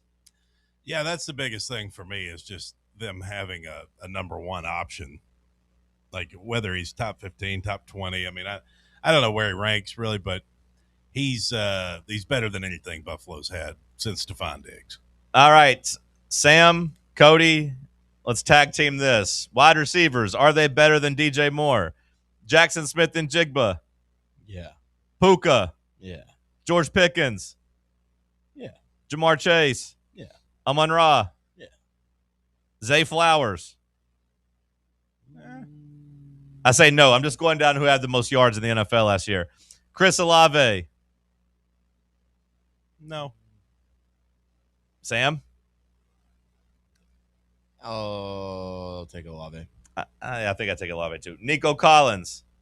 Yeah. Jamison Williams. Yeah. CeeDee Lamb. Yeah. Justin Jefferson. Yeah. Cortland Sutton. I feel like that's kind of a solid comp. Okay, we'll count that as a no for now. Wan'Dale Robinson. No. Better than him. What'd you say, Sam? I think. Are we saying Moore's better than all these guys? Is that what we're saying? Yeah, that's the question. I'm asking you. I'll take DJ Moore over one. Okay. Tet McMillan. Now, are you taking the future? Yeah. Or are you taking today? Honestly, I'll take Tet McMillan. Devonta Smith. No. Stephon Diggs. No. You're saying he's not better than those guys? Is that right? No, I'm saying he is better. Oh, okay. I'm saying I won't no to taking those guys. A.J. Brown. No. Alec Pierce. No. The white guy? Yeah. No. Wait, I'm confused. Are you saying you take – does no mean they're – when you say the name, I'm saying no, I won't take that guy over DJ Moore. So you said no to A.J. Brown? That's right. You don't take A.J. Brown over DJ Moore? Nope, not anymore. That fantasy season really got him in the dumps, man. Yeah, I'll never say another good word about A.J. Brown. That's what's confusing me there. A.J. Brown's definitely better than DJ Moore. I mean, sure, but I still don't want him. Sam, Alec Pierce, or DJ Moore? Take DJ Moore. Egbuka? I think you take Egbuka. Drake London? Probably take Drake London. Yeah. Jalen Waddle? We'll see with the quarterback. Quarterback makes such a big difference. I think he falls into like a Jalen Waddle category. DK Metcalf? Point being, I got down to like 30 receivers. So it was like 28 I read. And you said no to about 6 of them. So like he's right outside the top 20. Fringe top 20. Yeah. That's fair. I would take almost all those guys we mentioned over him. Now, maybe not with Josh Allen. So, like you said, the quarterback does matter. Like, who's going to have a better year next year in fantasy, Jalen Waddle or DJ Moore? I would probably take, DJ Moore easily. Like, he's going to put up better numbers than Jalen Waddle does with whoever he has at quarterback. Yeah, the Dolphins don't have a quarterback. I think it's still fair to say the Bills are without a wide receiver 1. Yep, I was going to say a very low tier wide receiver 1 and a pretty high tier wide receiver 2, probably. I think I was going to say the same thing. To me, DJ Moore is a awesome wide receiver 2. I still don't think he's a wide receiver 1. I take him above like Devonta Smith, that's a wide receiver 2, though. Yeah, but like if he is a wide receiver 2, he might be the best wide receiver 2 or near the. He's not better than T. Higgins, right? You'd take T. Higgins over him, wouldn't you? No, there's some pause there. Well, I'm not sure. A little trepidation. I'm not sure. DJ Moore's a lot younger than I expected him to be. Still only 28.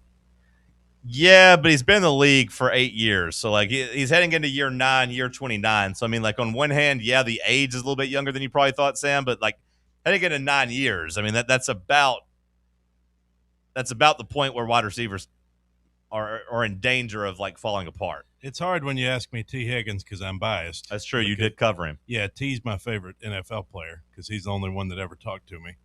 None of the other NFL players have ever talked to me. That's sad. I know. Have you ever talked to anyone currently active in the NFL? Yeah. Josh Dobbs, Alvin Kamara. Josh Dobbs didn't like me. Is Jalen Reeves-Maybin still active? You talked to Alvin Kamara? Yeah. When?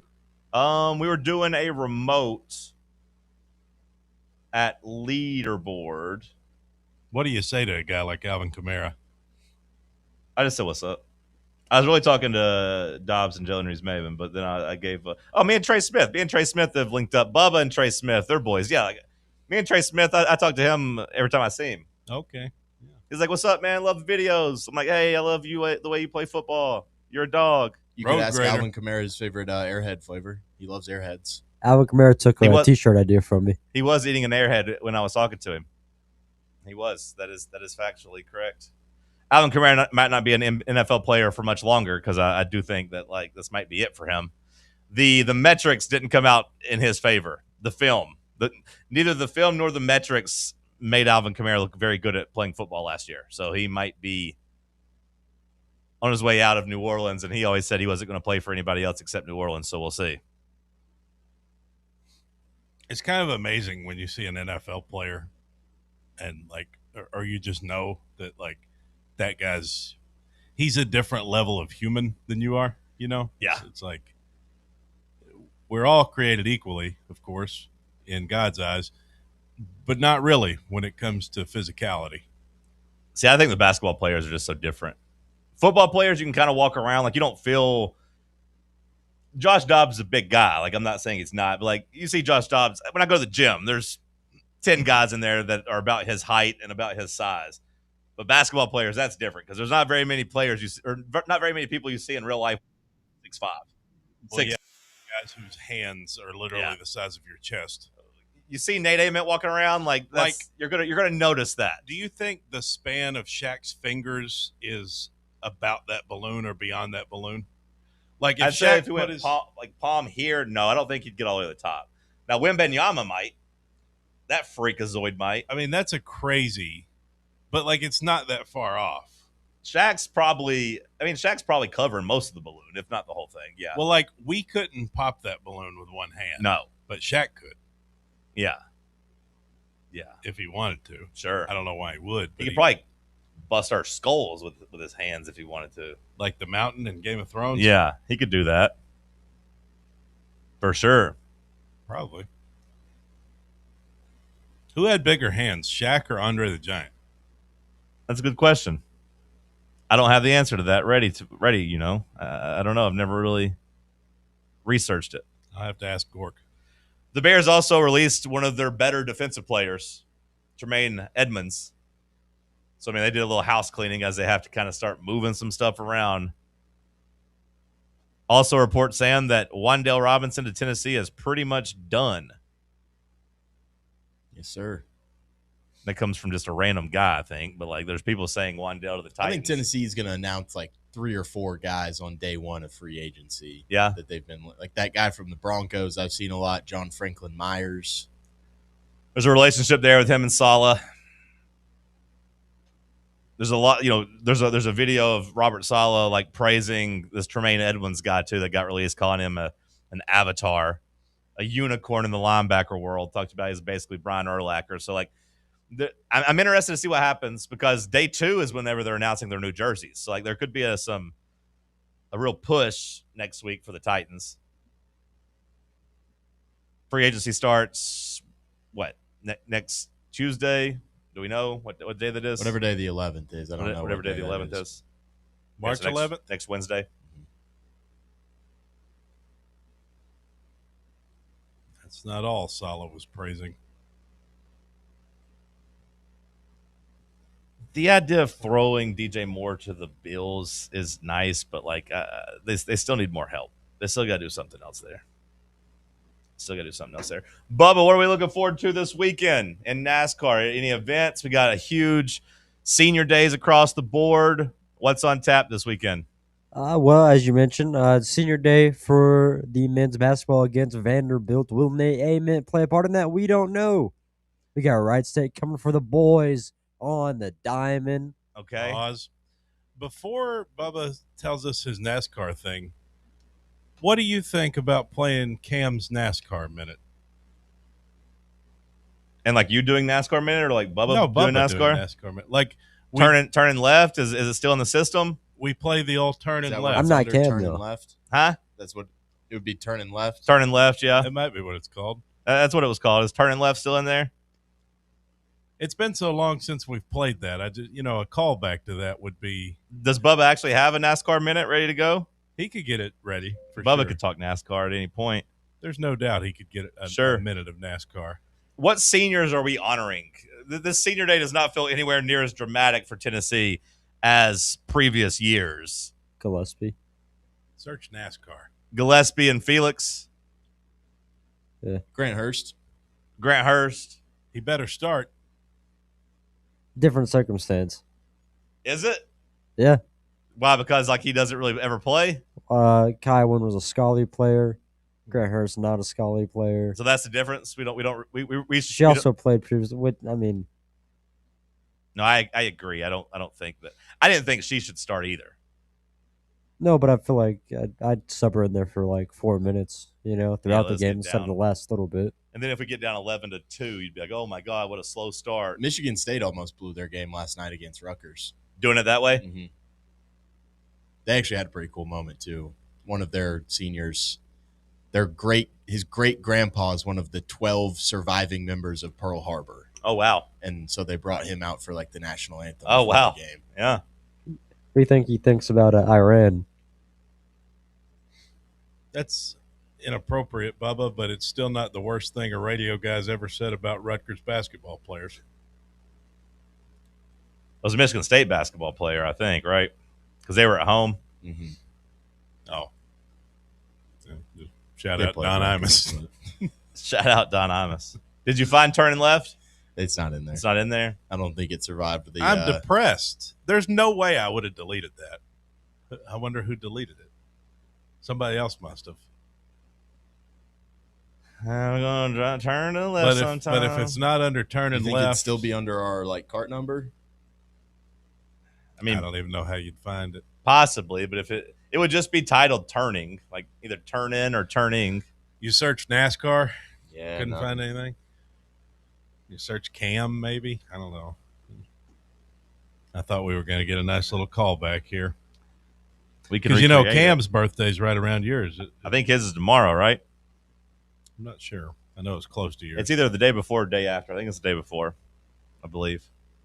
Could be the day after, though. I don't really know. Wright State is not playing well right now. This feels like one that you should sweep and you should get some offense.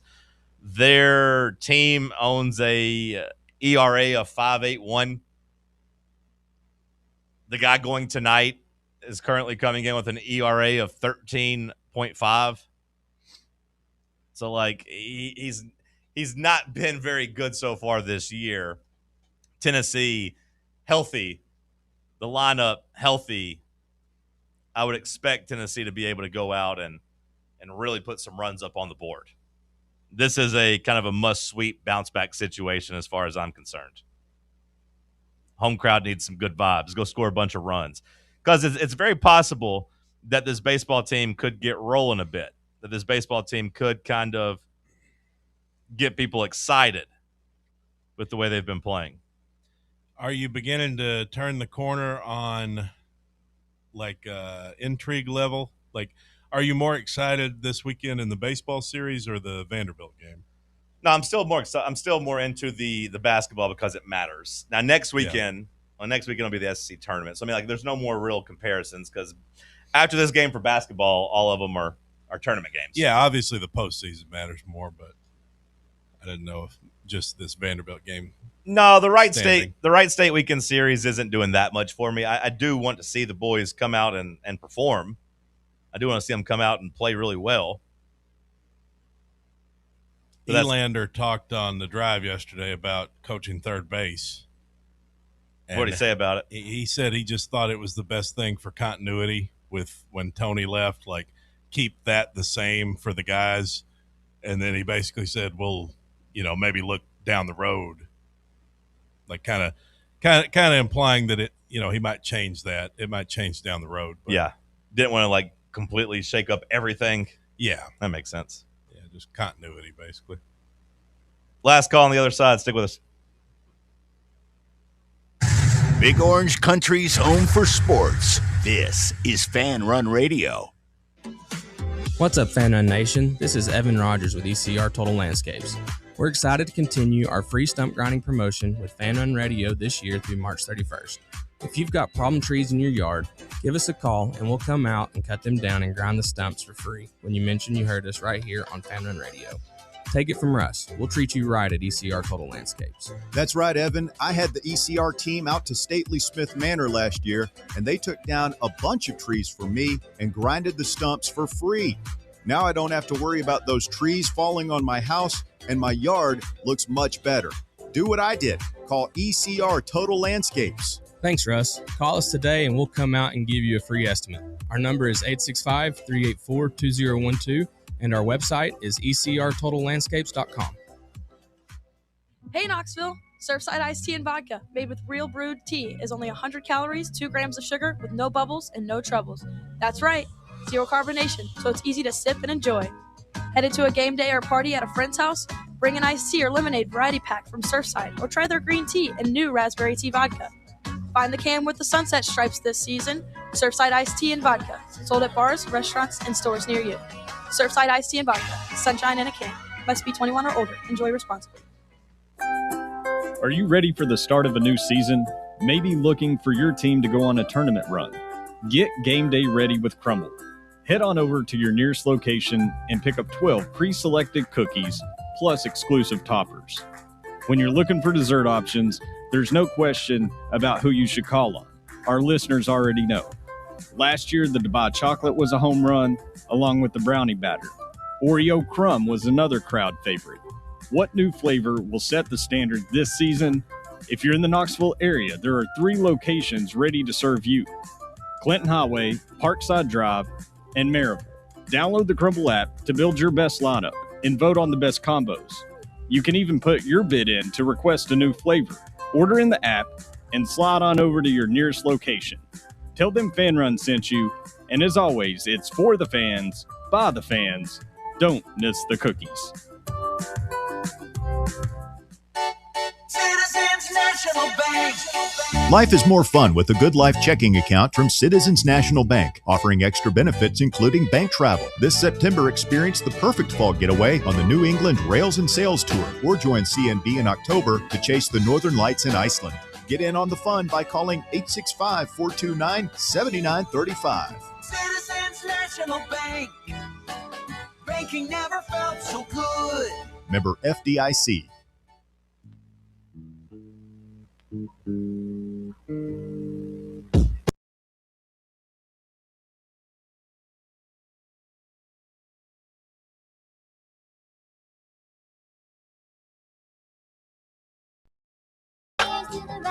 Last call here on the program, not mentioned in our little NFL tidbit, but the resounding belief right now across the NFL is that Kyler Murray will eventually end up in Home Depot, Minnesota, with the Vikings. Which, I mean, for him, that'd be, I mean, for both parties, that would make the most sense. I don't know if he would, give them some type of big discount or whatever, but really breaking the mold on what a Viking looks like. Whoa. He's not very physically imposing. That is true. He's not very physically World's imposing. smallest Viking? But putting him out there with Justin Jefferson might make him look pretty good. I'm sure the Somalians will love him. You get him out there, throwing the ball to Justin Jefferson. He can maybe, even if it's just a 1-year prove-it deal, it worked for Sam Darnold. Go out there and get with a good coach. They don't have to even pretend that J.J. McCarthy is going to be the guy anymore. That would make them, I don't want to say necessarily a contender in the NFC, like to win the NFC, but I would look at them as a playoff team with Kyler Murray. What happens with Anthony Richardson? That's where he was supposed to go. Anthony, my boy. He can still be a backup. He wasn't going to go there and be a starter. You can't put those two next to each other in the quarterback room, though. Do you see how those training camp videos are going to look awful? Oh, you just mean like the one really physically imposing guy? Look like it's like Marshall Manning going out there throwing next to his dad. Yeah. FVFL. Plus, future ball. Plus, we don't need Kyler Murray's backup to maybe not be the most professional guy either. Maybe he'll backslide and start playing video games all the time again. Like we don't need that either. That pairing though makes sense. Serious quarterbacks don't play video games. I agree. I don't want my quarterback playing video games. Cam Ward can't be bothered to play Madden. He's out there in the weight room. He's playing his own version of Madden in real life. Getting the boys all together. This free agency will be very interesting. All right, Bubba, what do we miss today? Well, we've got the White House Roundtable happening today at 4 p.m. The White House Roundtable. According to Heather Dinich, excuse me. Dinesh. Pardon me. She used to be a friend of my old radio show. She came on there and talked to us. Well, how about that? Back on Four Quarters Radio, back on 1180. We've got a big UFC event happening as Charles de Bronx Oliveira taking on Max Holloway for the BMF. Have they ever considered doing a tag team match in UFC? I hope not. That would be very unsafe. They do it in Russia. They do like 4-on-4s all the time in Russia. How about sometimes they do like 2-on-6 and 7s if they get like smaller people out there fighting like big heavyweights. We've got the NASCAR Desert doubleheader as IndyCar also joins them this weekend there. IndyCar drivers were upset about it, but they've since changed their attitude because what else can they do about it? What would be your strategy in 2-on-2 MMA fighting, Cody? Just one guy takes one guy, or would you try to quickly team up and take the other guy out? I would hope that the other guy would take on both guys and get tired, and everybody would get tired, and then I could just come in fresh. Oh, see, in my head, it was a tornado tag match where you don't. Everybody's in the ring at once. Now, I kind of like your idea though of swapping in and out, but that just kind of turns into one-on-one fights. Well, that's not as fun. No, but if one guy's getting his ass beat, then he could tag his partner. Yeah, we'd have to go 7 rounds, and then hope a guy could just wear them out for 4 or 5, and then tag in. And see, I want a tornado tag rules where all 4 guys were on there at the same time. What do you think about adding a bottom rope in for the UFC to combat submissions so that a guy can do that thing where he crawls to the... They kind of try to grab the cage and pull themselves up sometimes, but yeah. Yeah, except he's actually getting his arm broken. He's not. I feel like most submissions happen... Bubba, is it fair to say that almost all submissions happen next to the cage? A lot of them do, yeah. Yeah. I'd say a good 82%. That I was even going to say 85, 90%. I don't watch all the time, but it does feel like it usually happens there where you would be able to grab the rope. So that we can't do that rule. Very many submissions, not many sharpshooters being put on in the middle of the ring. You know what I mean? Right. Yeah, right. Yeah, crippler crossface. Yeah, not in the middle of the ring. Can I ask you, Bubba, about the NASCAR? You said NASCAR and Indy are at the same track this week? Yep. Let's go. Where are they this They're week? at Phoenix. Phoenix, Arizona? Yep. As opposed to the other Phoenix. Yeah, okay. So they're racing on the same track? Yep. Really? At the same time? Nope. I was going to say, why can't we do tag team car racing? That'd be awesome. Put the Indy cars out with the NASCARs on the same track. I mean, they kind of do that in other divisions where they'll have that'd be freaking cool. Very modified vehicles and other cars, but you do 10 laps and you come in the pit and I go out. Who would win? Who would win? There could be. It's a multi-class race. No, but so I'm it's saying, you win in your respective. Yeah, but you're just racing against your own people. There'd be gambling odds. Every other car's on the track. This might sound really dumb, but are F1 cars that much faster than NASCAR race cars? Well, at a track like Phoenix, correct me if I'm wrong, but I don't think it would necessarily matter how fast they are because it's it's not a wide open track. So now, some I was cars just would asking handle for better. could we do F1 versus NASCAR, kind of Europe versus America? That'd be pretty cool. I feel like the F1 cars do go way faster, but I might be wrong on that. I don't know. You guys are flirting awfully close to something that used to exist called IROC, which was the International Race of Champions, where you took the best drivers from all racing and put them in the same cars. I think I like that. Yeah. I don't want them in the same cars. I want them still in different cars. It says Formula One cars between 210, 235. I feel like a lot of the skill with F1 is more of how twisty and turny their tracks are compared. Also, to though, those cars handle so much better, right? Yeah. Like the NASCARs, that they would, I assume, be more efficient. I don't know. The all-time record. Do you know what the all-time record is for top speed in NASCAR? In NASCAR, yeah, I know. Bill Elliott, 212 miles an hour. 212.8 miles an hour. So their top speed, and I told you that they said F1 typically gets up to. How about that? knowing 225 or that something like that. Huh? It's pretty Are good. you impressed by that, Bubba? Nah, I trust that you would know it. You're an old school kind of guy. Now, this says the non-competitive record's 271 by Rusty Wallace on a closed course test. I don't know if I've never heard that before. I'm sure you can make both of them go really, really fast. I don't know. Anyways, Bubba, what else you got for us? What else we missed? Local news, Powell Elementary rezoning. We've got Cam Jordan hitting free. Rezoning where? Well, that is big local news. Just for between Carnes and Bricky McLeod. We've got Cam Jordan hitting free agency. We've got Louisiana Tech suing Conference USA for the Sun Belt. We've got Mississippi State violations for their golf team. We've got all 32 teams joining at the Navy Pro Day for their defensive tackle. Dylan Brooks has a DUI, and that's all I got. Dylan Brooks, the basketball player? Yep. Right, he just got one right now? Within, I guess, overnight. It was He's reported hurt. about Yeah, he's within not the playing past hour. basketball. He's not playing basketball right now. He's hurt. That is crazy. He was following Britney home. Well, what did the Mississippi State golfers do? Apparently, they're only allowed like a $60 entertainment voucher on their recruiting visit, and they paid them at like a $90 course instead. No.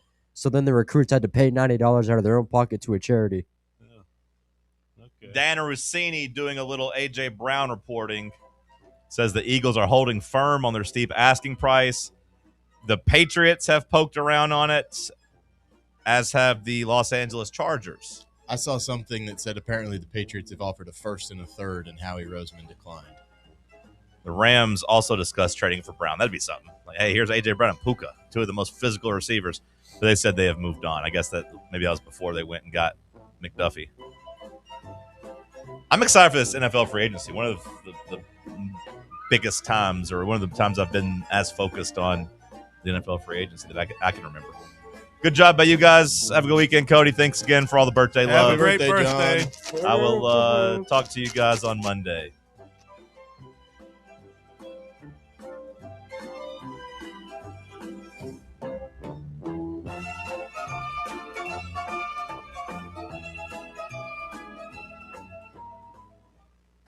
Take Fan Run Radio with you on the all-new Fan Run app. Just search for Fan Run Radio wherever you download your apps.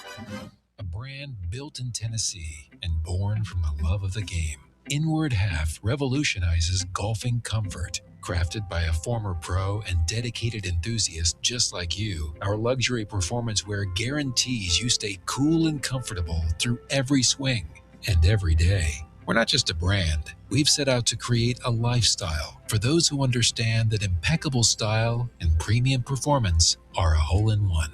Enjoy the walk-in with Inward Half. What kind of day is it? It's a White Claw day.